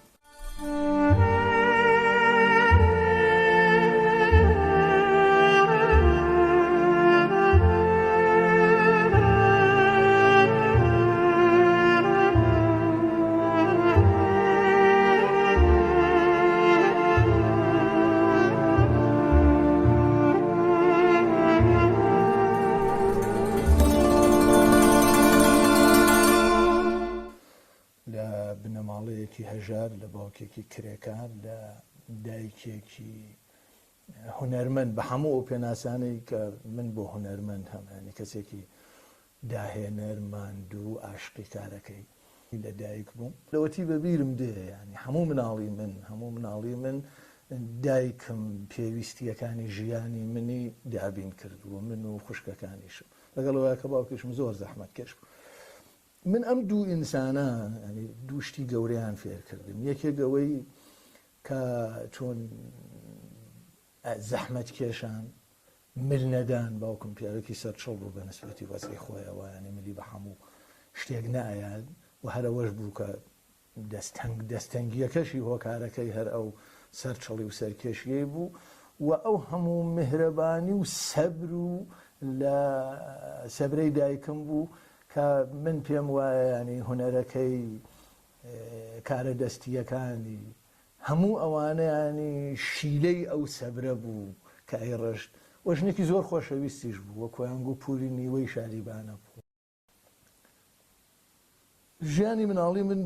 بەڕاستی ژیانێکی سەخت بوو، وەکو زۆربەی هەرە زۆری مناڵانی هاوتەمەنی من. شاریبانە شارێکی با بڵێین لاچەپەک، شارێکی سەرسنووری، شارێکی بێخزمەت، شارێکی کە کاری تیانە بوو، کارێکی وای تیانە بوو، هەژاری لە ئەو پەڕی با بڵێین خۆیان بوو. ئەوە یەکە من مناڵیەکی سەختم تێپەڕان. هەموو تەمەنی من ئەتوانم بڵێم لە قۆناغی مێرمناڵیە لە ناو خەیاڵاتە ژیاوە. ڕەنگە بۆ من خەیاڵکردن جۆرێک دەربازبوون بوو بێت لەو سەختیەی کە من هەستم پێ کرد بە نسبەتی ژیانی شخصی خۆم و کەسانی دەوروبەرمەوە. ئەوەیە من لە تەمەنی مناڵیەمەوە تا ئەمڕۆ کەش کەسێکی زۆر بە توندی خەیاڵبازم، زۆر بە حاسانی ینی واقعەکانی دەور و پشتی خۆم ئەگۆڕمەوە، یا با بڵین گۆڕانکاریان لە خەیاڵی خۆم گۆڕانکاریان بەسەرێنم بەو شێوە. ینی ئەو ژیانە بەگران، ئەو ژیانە بەڕاستی سەخت و لە تااقەت بەدەرە بۆ خۆم لە زێهنی خۆمە ئەیکەم بە چیرۆک بەتایبەت لە قۆناغی مێرمناڵیە خۆمە بووم بە پاڵەوانی چیرۆکەکانم بەردەوام لە ناو چیرۆکەکانی مێرمناڵی خۆمە ئەژیام. ئەو چیرۆکانە کە بێگومان هەرگیز نەنووسرانەوە. من یەکەم چیرۆکم لە تەمەنی پێم وە بە 16-17 ساڵی بوو لە دانسەرانووسی. چیرۆکێ بە زمانی فارسی، چیرۆکێکی درێژیش، تەنانەت خۆم ینی بێوەی تایپی کەم بە خەتێکی خۆنشنووسی بووم، بەرگم بۆ تەواو کرده بوو، وێنە سەربەرگم بۆ تەواو کرده بوو. چیرۆکێ بە ناوی تۆڵەی هەژاری بە شکل ئەو زێهنیەتە مێرمنداڵانەی من بوو، ینی جۆرێک بەرپەرچدانەوەی ئەو دۆخە هەژارانەی بێسڵاکە من تایە ژیا بووم. و یەکەم چاو لێ مۆڕکردنەوە و یەکەم زلەشم هەر لەسەر ئەو چیرۆکە خوارد. کوتی ئەم زلە لێم لەبەرەوەی عاقڵبی تر شوێنم کارانەوەم قسانە نەکەوی، ئەم نووسی نوشتە نەکەوی بە قیمەتی سەرەتاوە بێ. یا زلەکەی لێیان، بەڵام من عاقڵ نەبووم، بە قسەیم نەکرد، هەر درێژەم پێ. ئەوە چیرۆکێک بوو کە لە سەردەمی با بڵێین بەر لە شۆڕەش نووسی. هەر لە دانەسەرا بووم کە ئاشنا بووم لەگەڵ سیاسەتە و بەداخیشەوە حەزم پێی کرد، حەزم لێ کرد. هێشتا لە دانەسەرا ما بووم کە شۆڕەش دەسی پێ کرد. شۆڕەش گەورەترین ڕووداوێک بوو کە کاری کردە نەک هەر سەر من و ژیانی شخصی من کاری کردە سەر نەوەیەک کاریگەریەکی گەورەی لەسەر کۆمەڵگەدانەوە بەتایبەت لەسەر نەوەیە کە سەرەتای گەنجیان لە ناو شۆڕشەیە دەستی پێ کرد هەرچەندە کوڕەکان کچەکانی ئەو نەوەیە پەرتەوازە بووین هەر کامێک بەلایەکە سەر بە شوێنێک پەرتەوازە بوون بەڵام ئەو خەونەمان لەگەڵ خۆمان هەڵگرت و زۆریشی بەداخەوە نەخایان کە پەیمان بەوە برد کە ئەنی تووشی دۆڕانێکی گەورە بووین زانیمان نایەمە بە هەڵە چوین زانیمان کە با بڵێن ئەو دنیا ئەو فکرە ئایدۆلۆژیکیە ئەو بەهشتەکە لە زێنی خۆمانە بۆمە خۆمانمان تەسەوەر کرده بوو ڕۆژ لە دوان ڕۆژ ینی کەم ڕەنگترە بۆ بەبیرمە ئەو ساڵانە ساڵانی سەرەتایی شەستەکان ینی ساڵانێکی زۆر ناخۆش بوو وەکو تاک بۆ من وەکو کۆمەڵگەش هەروە بوو ینی کۆمەڵگەیەکە بە تایبەت لێرە لە کوردستان کۆمەڵگەیەکە هەستی بە دۆڕانە کرد کۆمەڵگەیەکە هەنێ ڕۆیاکانی دەدەستدا بوو کۆمەڵگەیەکە باواتەکانی پێیوا بوو نەگەیشتووە کۆمەڵگەیەکە تووشی شەڕ بوو لەلایەکەوە شەڕی نێوان دوو دەوڵەت لەلایەکەوە شەڕی ناوخۆ تووشی شەڕ بوو هەموو ئەمانە ینی ئەو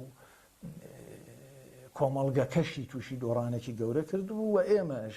و منیش وەکو تاکێک ینی هەستم بە دۆڕانێکی گەورە کرد هەستم بە بێئومێدیەکی گەورە کرد بەتایبەت لە دووە ئەو ڕووخانی ئەو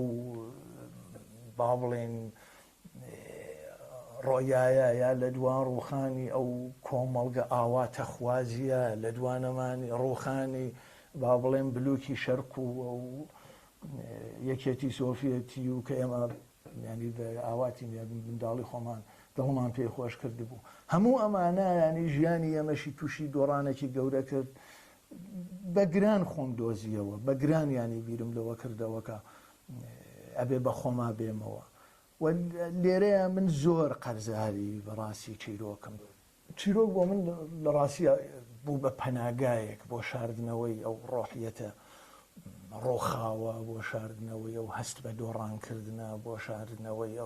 ئەوەی کە لە فارسیە پێڵێن ئەو سەرخوردەگیە گەورەیە وەکو ئەوە بوو کە من کۆشتێکم ینی من و ڕەنگە بەشێکی زۆر لە هاونەسلەکانم کۆشتێکمان وێناکرد بێت دنیایەکی ئاواتە خوازیمان وێناکرد بێت لە پڕەکە دنیاکەمان بڕۆخێ وەیلانی کوچە و کۆڵانەکان وێرانی خیابانەکان لە چلەی جستانە لەبەر سەرمایە بوو بێتین لە وەختەیە من با بڵێن بریشکە بریشکی چرایەک لە کۆلی تێکەوە ببینم لە ماڵێکی بچووکەوە ببینم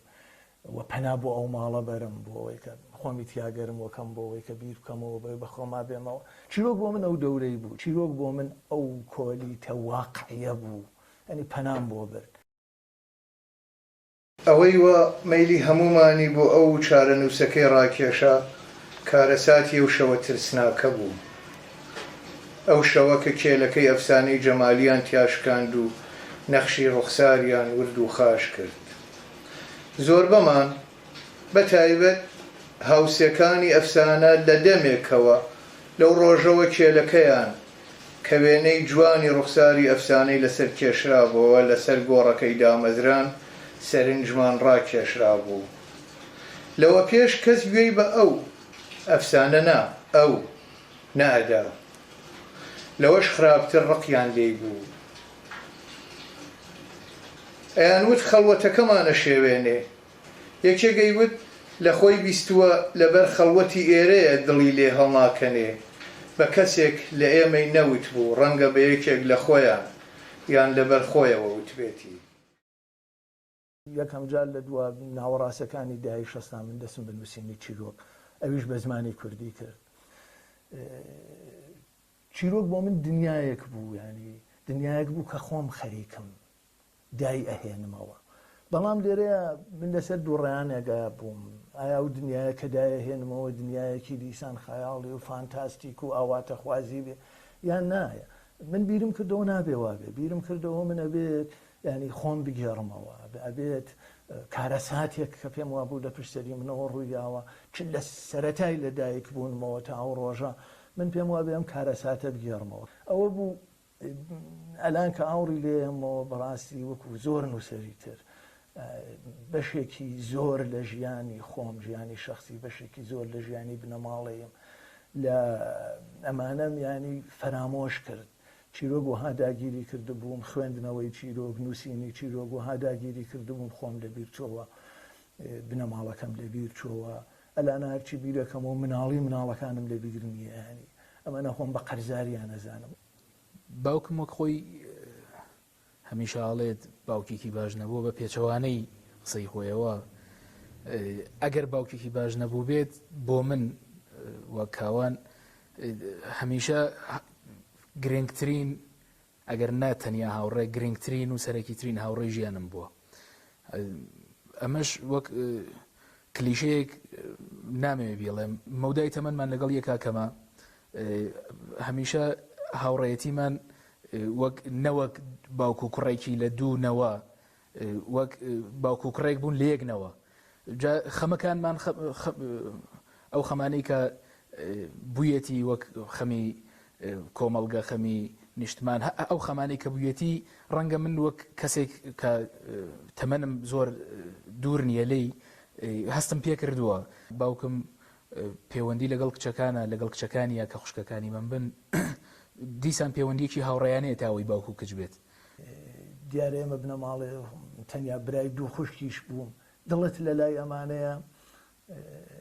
بەنسبەتی بنەماڵی خۆمەوە ئەبێت بژیوی ژیانیشیان بۆ ئامادەکەی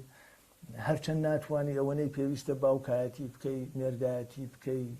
کوڕایەتی بکەی بۆ دایک کردووە لە هەمویان گرنگتر ناتوانانی خاوەنددارەی خۆت و ژیانی خۆت و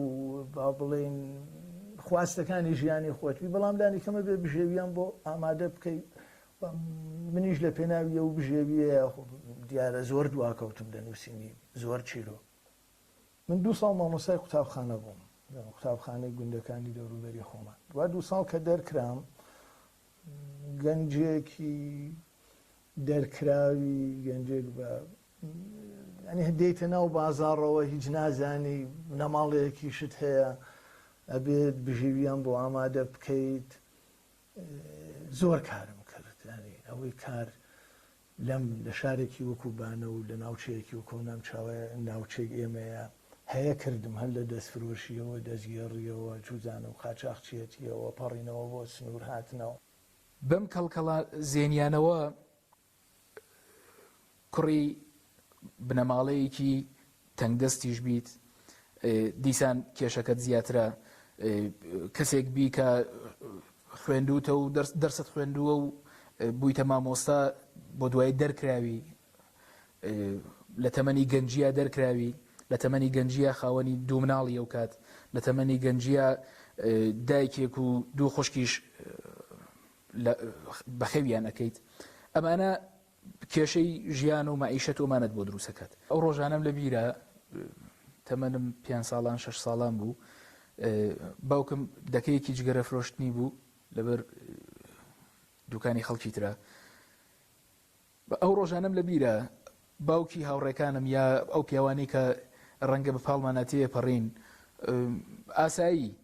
بەڵام من و باوکم مەسەلەن لە ژێر چەترێکە بەفر کلوکل و خەریکە ئابارێت لەژێر چەترێکە چرایەکی چکۆلە هەڵکردراوە و من لە بەریا خەریکم خۆم گەرمەکەمەوە ئەویش پەتوێکی داوە بە سەر ئەژنۆیە و لە عینی حاڵە کتێبێک بەدەستیەوەیەتی من لە ناو جەنجاڵی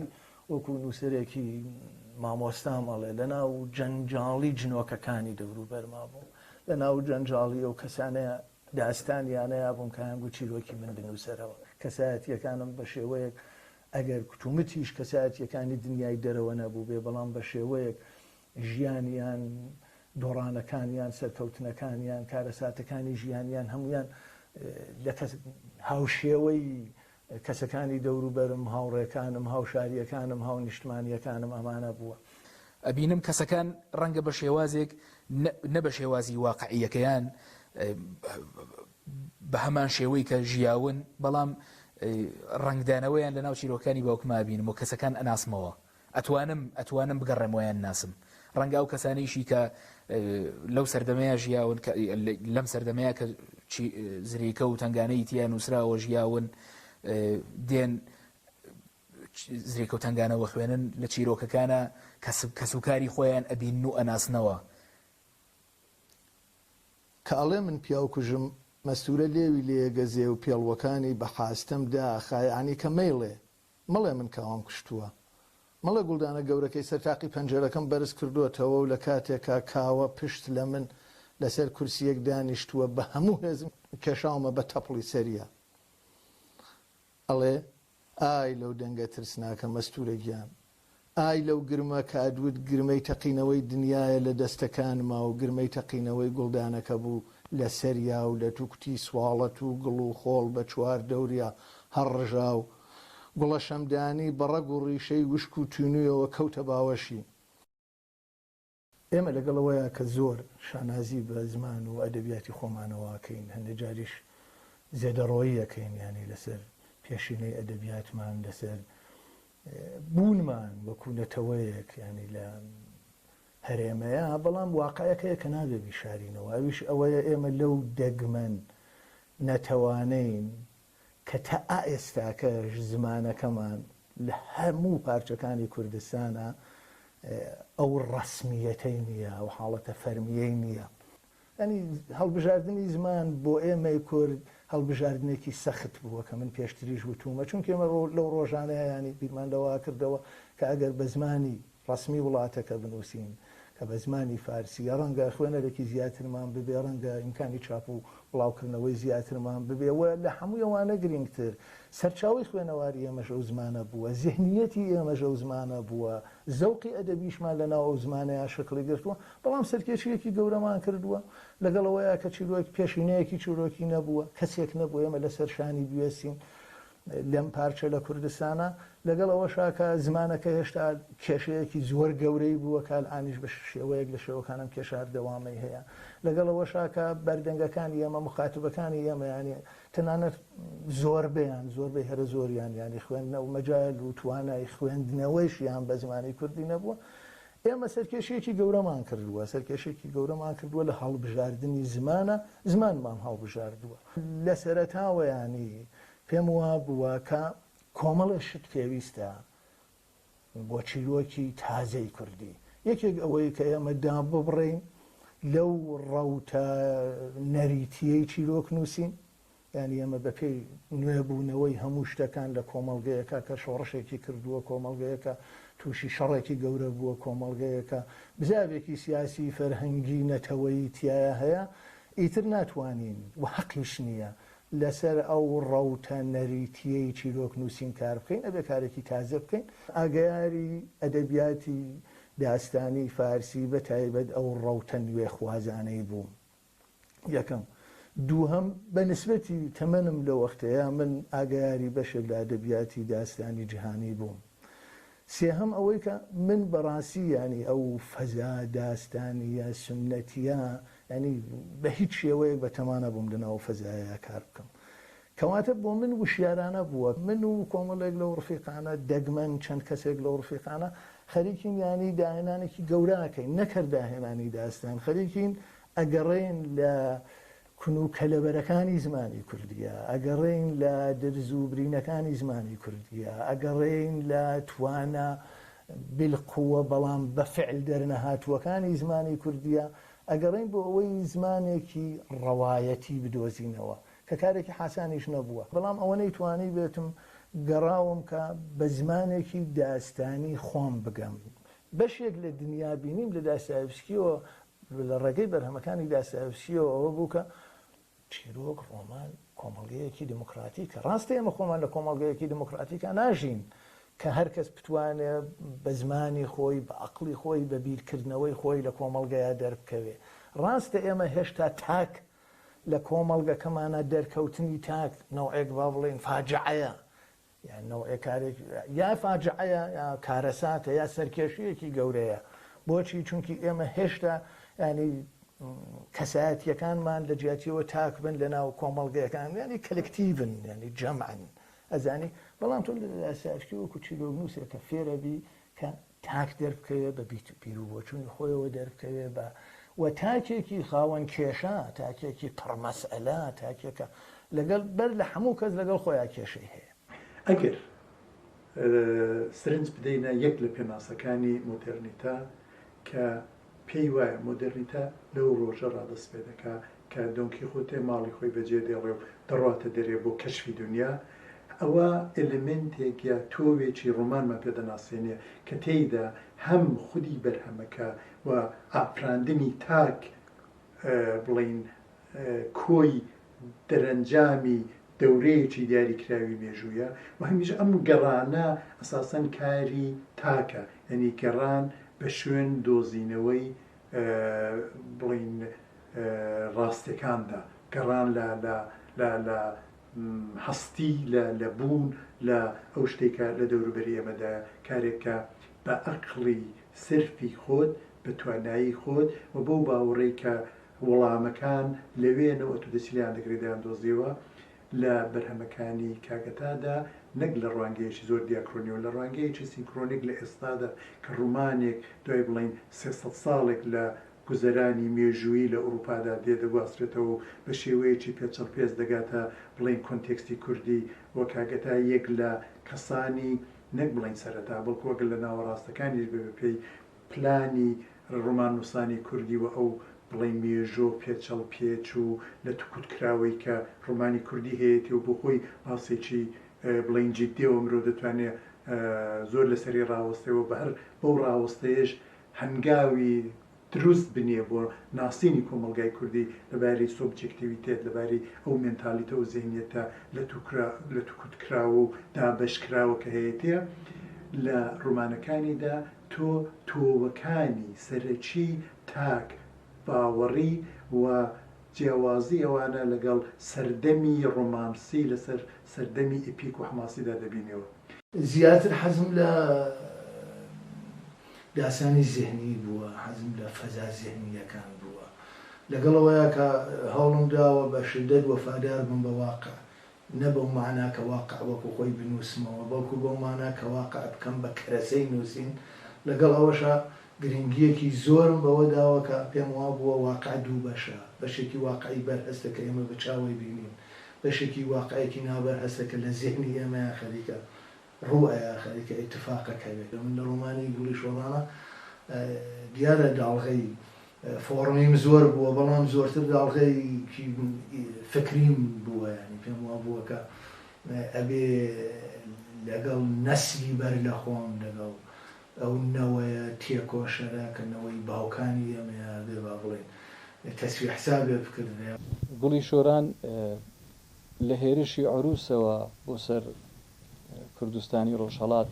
دەست پێ دەکات و هەتا ڕووداوەکانی دوای کۆمار درێژەیان دەبێت باڵندەکانی دەمبا جێڕانەوەی خەون و خولیای ئەو نەسلەیە کە جیرۆدەی شۆڕەش بوون و گرەوی بەختی هەڵاڵە جێڕانەوەی بەسەرهاتی مرۆڤی کووردە لە ڕۆژهەڵات دوای شۆڕش بە پەڕیوەبوونی بۆ شاخ و پەڕیوەبوونی بۆ هەندەران سێ ڕۆمانەکەی عتای نەهایی لەگەڵ ئەوەی کە هەر یەکەی دنیایشی جیاواز وێنا دەکا هەر یەکەی لەباری تەمهید و فۆرمەوە و هەم لەباری ناوەڕۆکەوە جیهانێکی جیاوازی تایبەت بەخۆی هەیە بەڵام ڕستێکی نەدیویش هەرسێک ڕۆمان پێکەوە دەلکێنێت ڕستێکی نەدیوی ئەو تۆ کە دەکرێت بەهۆیەوە بکرێ بڵین ئەو سێ بەرهەمە لە ڕاستیدا تریلۆژیەک پێک دێنن تریلۆژیەک کە بەسەرهاتی مرۆڤی کورد بەسەرهاتی مرۆڤی هاوچەرخی کورد دەجێڕێتەوە کاگەتا بەوریایەوە بە توانایەکی تایبەتەوە لالانیکەم دوودان لە ڕۆمانەکانیدا تێکەڵچێشێکی فۆلکلۆریانە لەگەڵ دەوری مۆدێرن دەبینی یعنی تۆ هەمووی ئێمە چیرۆکی لاس و خەزاڵ دەزانین لاس لەگەڵ خانزاد لە گوڵی شۆڕاندا جۆرێک لە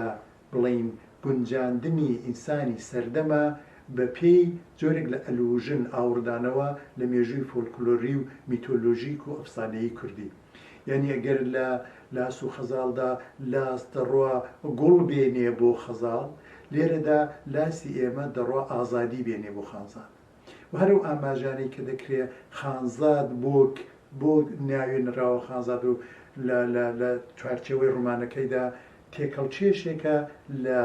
ئاگایی لەسەر مێژووی فۆلکلۆری و بڵین ترادیسیۆناڵ و سنەتی کوردی و لەگەڵ پێداویستەکانی سەردەمی مۆدێرندا. حەزی من ئەو حەزی و فەزا زێهنیە، حەزی من حەزی گەیشتن بە زمانێکی سەیالە، ینی دوورکەوتنەوە لەو با بڵێن ڕەوایە تا خەتیەی لە بەپێ و زەمەنە تەقلیمی ڕۆژمێریەیە. بە بڕوان من باڵندەکانی دەمبا تا ئالعانە نوێنەرایەتی هەموو داڵغەکانی من بۆ فۆرمی کردووە، ینی من ئەوەی لە فۆرم زانیمە بەنسبەتی ڕۆمانەوە بە بڕوای من لە باڵندەکانی دەمبایە بەرجەستە بووتەوە. فۆرم بۆ من لەوەیە بەتایبەت لە باڵندەکانی دەمبایە یارمەتی ئەوەی داوم کە لە چەند گۆشە نیگای تایبەتەوە سەیری مرۆڤ و سەیری داڵەکانی مرۆڤ بکەم. ئەو لەکوێ بوو؟ ئەو کاتەی ژن گڵۆڵە گڕێک بوو لە ماڵ و حەسارێکی بچووکە، بچووکتر لە دنیای بچووکی خەون و خەیاڵە قاچاق و حرامەکانی،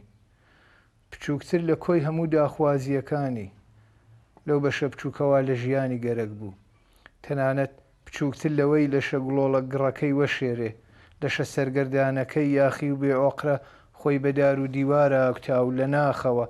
لە ناخی ئازاریەکانیەوە هەموو قیژە حەبسکراوەکانی ژیانی یەقیژان. من هەمیشە لە خۆم پرسیوە چۆرۆک و ڕۆمانی ئێمە تا چەندە توانیویەتی یەکەم سیمایەکی دروست و واقعیانە لە ژنی کۆمەڵگەکەی خۆی با بەدەستەوە، دووهەم تا چەندە توانیوێتی ئەوڕ لە داڵغە و کێشە کۆمەڵایەتی شەخسیەکانی ژن باتەوە. من پێم وایە کە لە ڕۆمانی گوڵی شۆڕانە واقعیەتەوە ژن هەر ئەو دەورە سنەتیەی هەیە کە لە کۆمەڵگەی سەردەمی داستانەکەی هەیەوە، دەورێکی دیاری نییە، ینی کەسایەتیەکی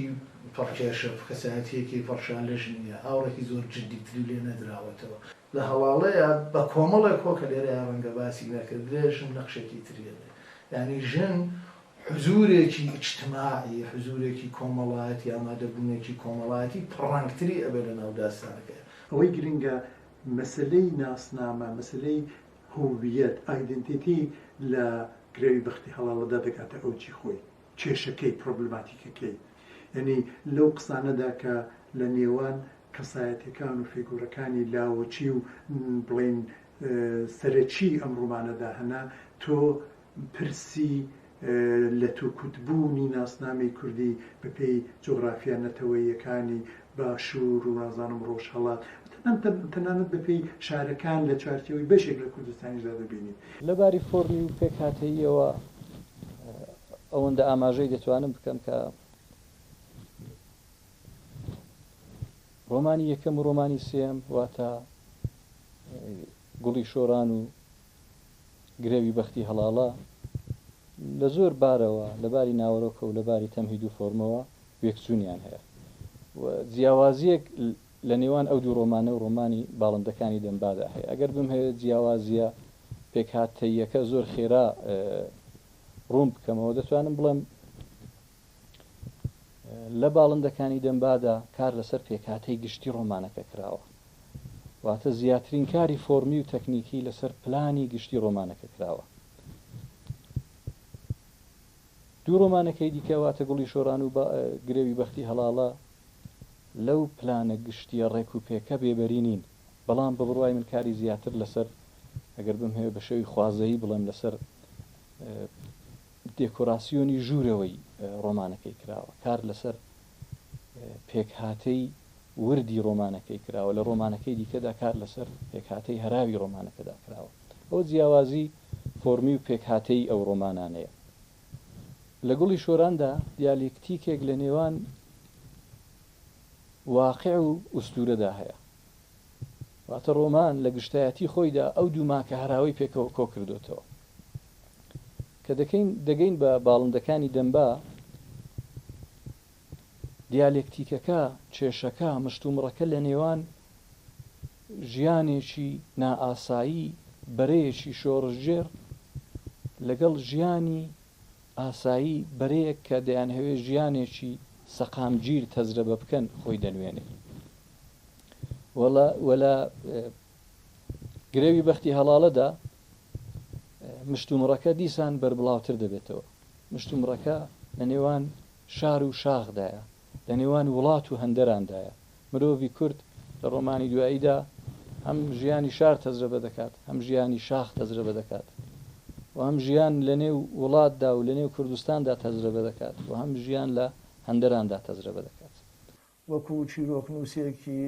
تەجربەیی تەجربەگەرە ئەزمونگەرە وەکو کەسێکە لەگەڵ ئەوەیە کاتەوێت شایەتی لەسەر سەردەمەکەت بێ لەگەڵەوەشا کاتەوێت ینی خشتێک بخەیتە سەر ئەو میراتە ڕەوایەتی نەتەوەکەت لەگەڵەوەشا کاتەوێت هەنگاوێک ینی ئەم کاروانی نووسینە بەرەو پێش بەری ئەبێ هۆشی شت ببێ چی ئەنووسی چۆن ئەنووسی. بۆ زۆر کار لێکۆڵینەوەم کردووە، تاقیقی مەیدانیم کردووە، زۆر لەگەڵ خەڵقا ژیاوم، زۆر لەگەڵ خەمەکانی خەڵقا ژیاوم. ئەوەنە ڕاست گۆ بوو مەگەر شتی ئاگام لێ نییە نەینووسم. زیاتر لەوەی کە چاوەڕوانیم بووە لەلایەن وەرگرەکانمەوە خوێنەرەکانمەوە کۆمەڵگەکەمەوە، زیاتر لەوەی کە خۆم بە شایستەی زانیوە ینی پێشوازیم لێکراوە ڕێزم لێگیراوە هەر کۆمەڵە چیرۆکێکم بڵاو کرد بێتەوە 10 چیرۆک بوو بێت بە دڵنیاییەوە لە ناو 100 چیرۆکان دە چیرۆکەم هەڵبژاردووە. لە ئەدەبیاتە هەرگیز باوەڕم بە ڕەقابەت نەبووە، ڕەقابەت دیارە من عاشقی ئەدەبیات بووم، بەڵام عشق بە ئەدەبیات تەنها عشقێکە کە ڕەقیبتیایە خۆشەویستە. لەم ساڵانەی دواییە کە ئیتر تۆ ئەبینینە فرسەتی ئەوەت نەماوە کە خۆت کارەکان بکەی بە فارسی، ملم داوە کارەکان کراون بە فارسی، ناوە ناوەش بە چیرۆکەکان بە عەرەبی کراون، بەشهایەکیان بە زمانی ئینگلیسی کراون. لە تەمەنێکمایانی هەوڵم داوە بۆ ئەوەی کە فەزایەکی فەزا ئەدەبیەکە پڕجم و جوڵتر بێ، هەم لە بانە هەم لە شارەکانی تر. لە ناو کۆڕ و کۆبوونەوەکانە ئەوەنەی کە بە مەشروعم زانیوە بە پێوانەکانی خۆم حزورم ئامادە بووم. وەکو خەڵات زۆر خەڵات کراوم، ینی خەڵاتی معنەوی هەر بزەیەکی خوێنەرێکت خەڵاتێکی گەورەیە، هەرەوەی کە تۆ خانمێگەر بینی بە مناڵێ دەڵێ ئەوە تۆ چۆن نزانی ژیانی هەواڵە چەنە لە من نزیکە، ئەوە بۆ مەخەڵاتێکی گەورەیە. ئەوەی کە پیاوێک ئەڵێت نادام فلان داسانە دەڵێ چیرۆکی ژیانی منە، ئەوە بۆ من خەڵاتێکی گەورەیە. سێ مەجموعە چیرۆکم چاپ کردووە، زیریکە و تەنگانە وڵام لە بریندارەکەم سێ ڕۆمانم چاپ کردووە، گوڵی شۆڕان و باڵندەکانی دەمبا و گرێوی بەختی هەڵاڵە. پێم وا بێت 11 ڕۆمانیشم تەرجەمە کردوێتەوە، ڕۆمانی خارجی، ڕۆمانی باشیان و ڕۆمانانی کە لە ژیان بە حەزم کردووە تەرجەمەیان بکەم. ئەم بەقەدەر بەسێ خۆم تەجربەیەکم لەو بوارەیە کردووە و هیوادارم بە دڵی خوێنەر بێ و دڵنیاشم لەوەی کە ئەم تەجربانە لای نەوەی نوێی داسان نووسانی ئێمە قوڵترە بێتەوە و بەرفراوانترە بێت.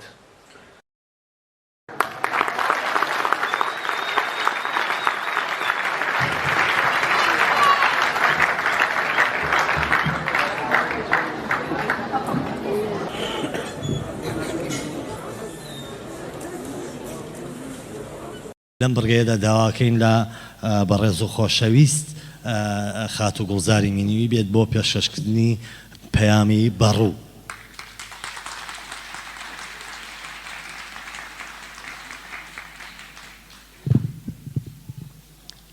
قەڵەم قوربانی نوکت بم دەبێژە فەسحەت و گفتار، وەکو حاتەم دەبشکێنە خەزینەی جەوهەری ئەسرار. بەڕوو ڕەمزیمانەوە و خۆڕاگریە لە بەرامبەر شەختە و زریانی زستانە سەختەکاندا و هێمای سەر هەڵدانەوە و ژیانەوەی پاش هێرشی تەور و تەوژمی ئاگرە. خەڵاتی بەڕووی زێڕین، خەڵاتی ڕێزگرتن لەو شۆڕە سوارانەی بواری فەرهەنگ و چاندە کە لە پێنا و پاراستنی فەرهەنگی بنارەکانی زاکرۆسدا وەکو بەڕوو خۆڕاگرن. بەڕێز کاگ عەتانەهایی نووسینی شێوازی ئەدەبی نوێ بە زمانێک کە لە جیهانی نوێ دەرکراوە، لە خۆیدا هەڵگری ناکۆکی و ناکۆکیە کە هەموو قرساییەکەی دەکەوێتە سەرشانی نووسەر. هەروەها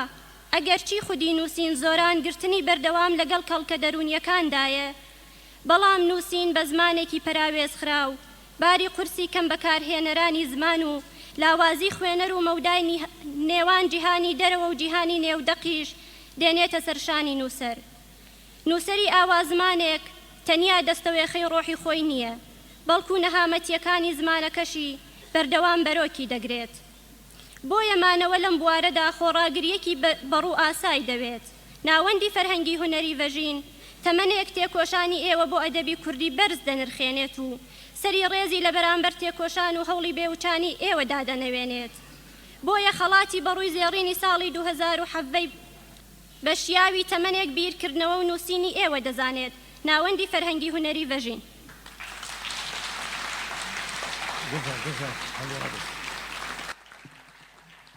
بۆ پێشکەشکردنی خەڵاتی بەڕووی زێڕین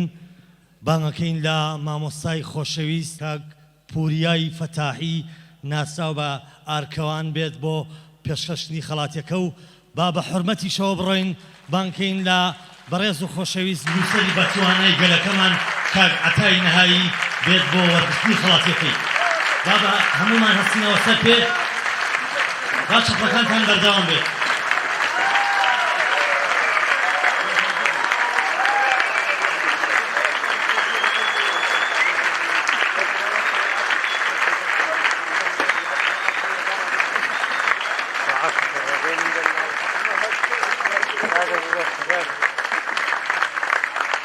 ساتان لێکم با چەپەکان بەردەوام بێت لەبەرەوەی هەڵەگرێت.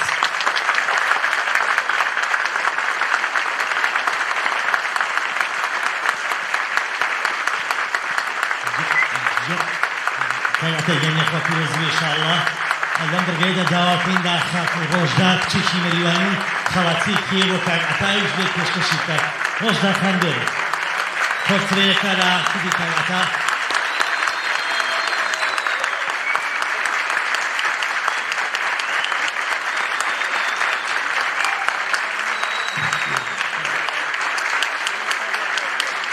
ممنونم، سپاس دەکەم، دەستان خۆش بێت.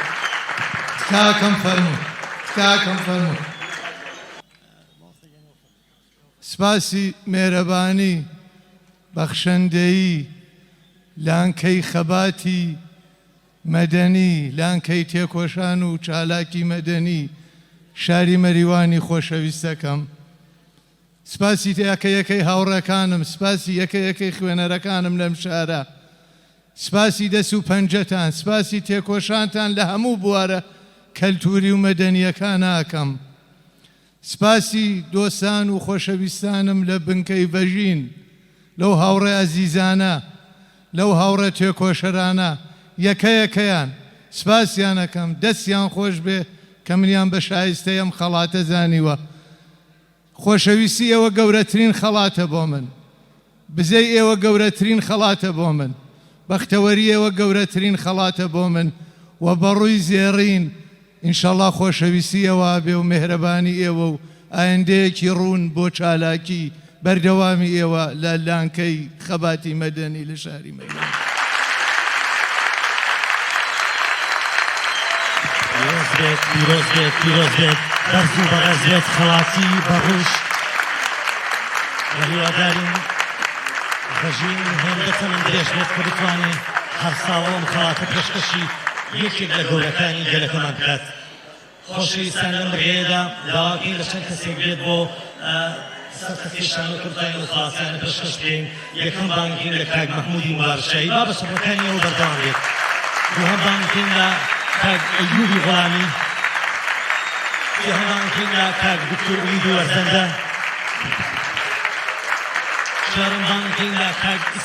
دکتۆر ئیسماعیلی مەحموودی،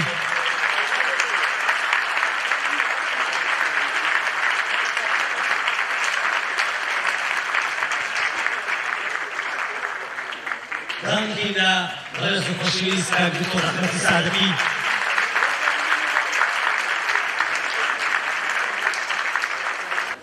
با کاک دکتۆر ئومیدی مدارەسی شکەم کات. زۆر کەسن زۆر کەسن یانی لەوانەیە ئەگەر بە منی هەمووتان بام بکەم بۆ پێشکەشتنی خەڵاتیەکان بەڵام بەداخەوە ئێرە کورتە و شۆلێ و ڕێک نایبێتەوە. من داوای لێبوردن دەکەم لەو کەسانی داوای لەو دەکەم لەو کەسانی کە بەڕبەدڵ حەزەکەم لێرابوون و ناتوانمانیان کەم باڵام بکەین لە خۆشەویستێکی تر لە ئازیزێکی شارەکەمان کاکەمانی خاوەنی.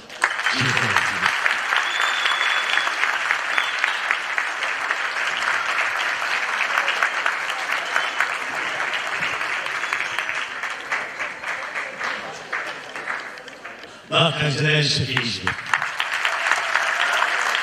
با کاکخەڵی دانیش بێت، با کاک دکتۆر عوبەید ڕەحمانی یەکێ لەو دۆستە خۆشەویستانەی خۆم بێت. ئەمانە کوڕە باشەکانی شارن، زۆر شەپڕە هەڵەگرێت.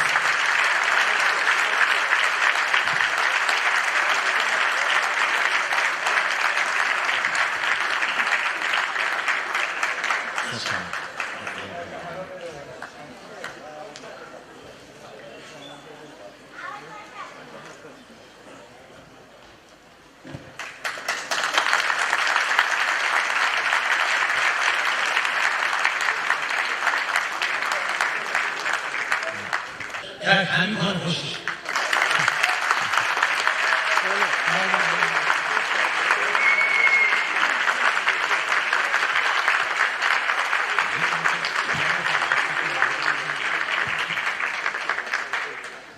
بە شانازی و سەرفرازیەوە ئەم خەڵاتیر پێشکەش دەکرێت بە بەڕێز و خۆشەویست شاعیری کەلهۆر کاک بەزادی زەفەرە.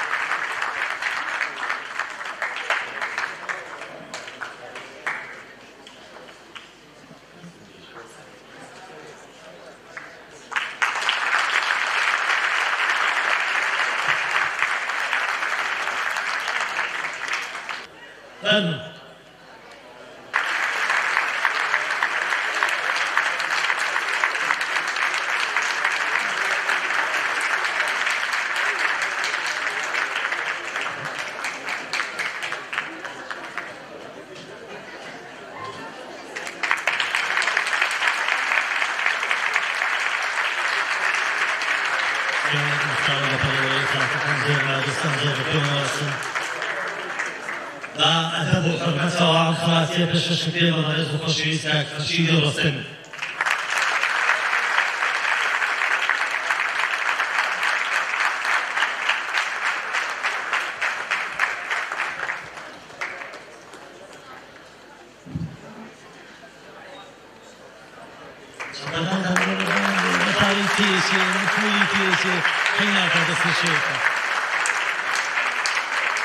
بەئەدەب و بانگ دەکرێت لە کاک عەبدوڵای ئاغا لە شارە جوانەکەی ماکۆ.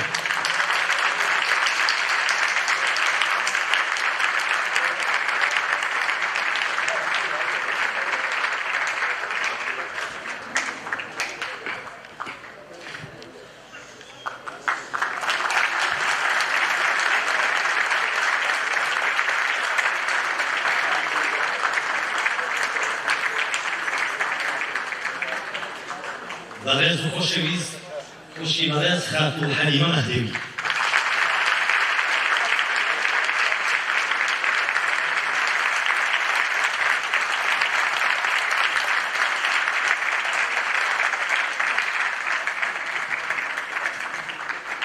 بەڕێز و خۆشەویست کاک دژمان نەقشبەندی.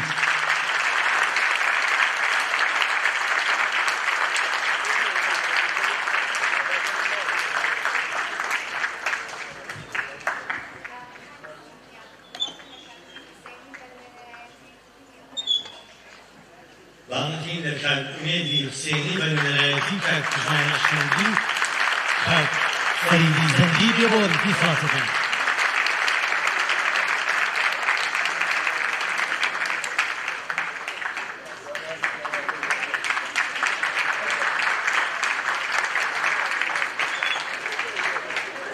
بەڕێز و خۆشەویست کاک هیوا ئەمینژاد.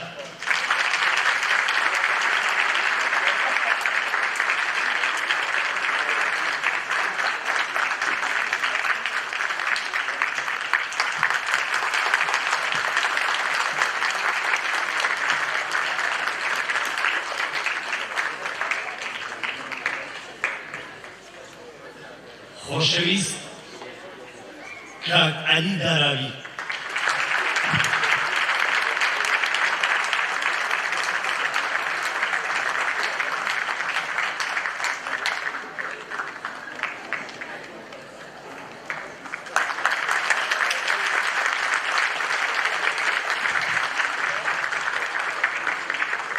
خۆشەویست کاک یەزدانی بەهرامی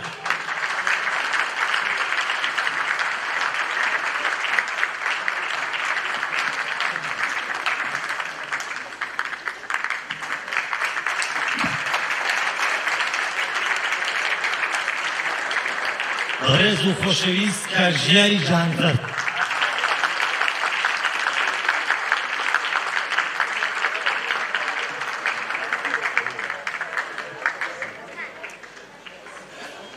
خۆشەویست و مامۆستای ئازیزمان کاک پوریا فتاحی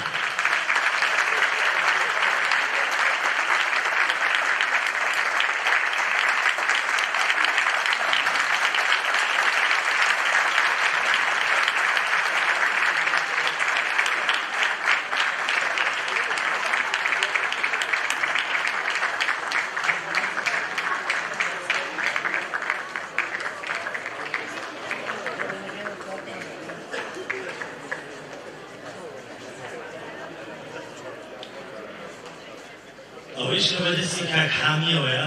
وەستا زنەتێک کێشاوە خەڵاتیان بۆ خۆمدانەوە بە ئەدەب و لە خزمەتەوە بە شانازی و لە کەزمی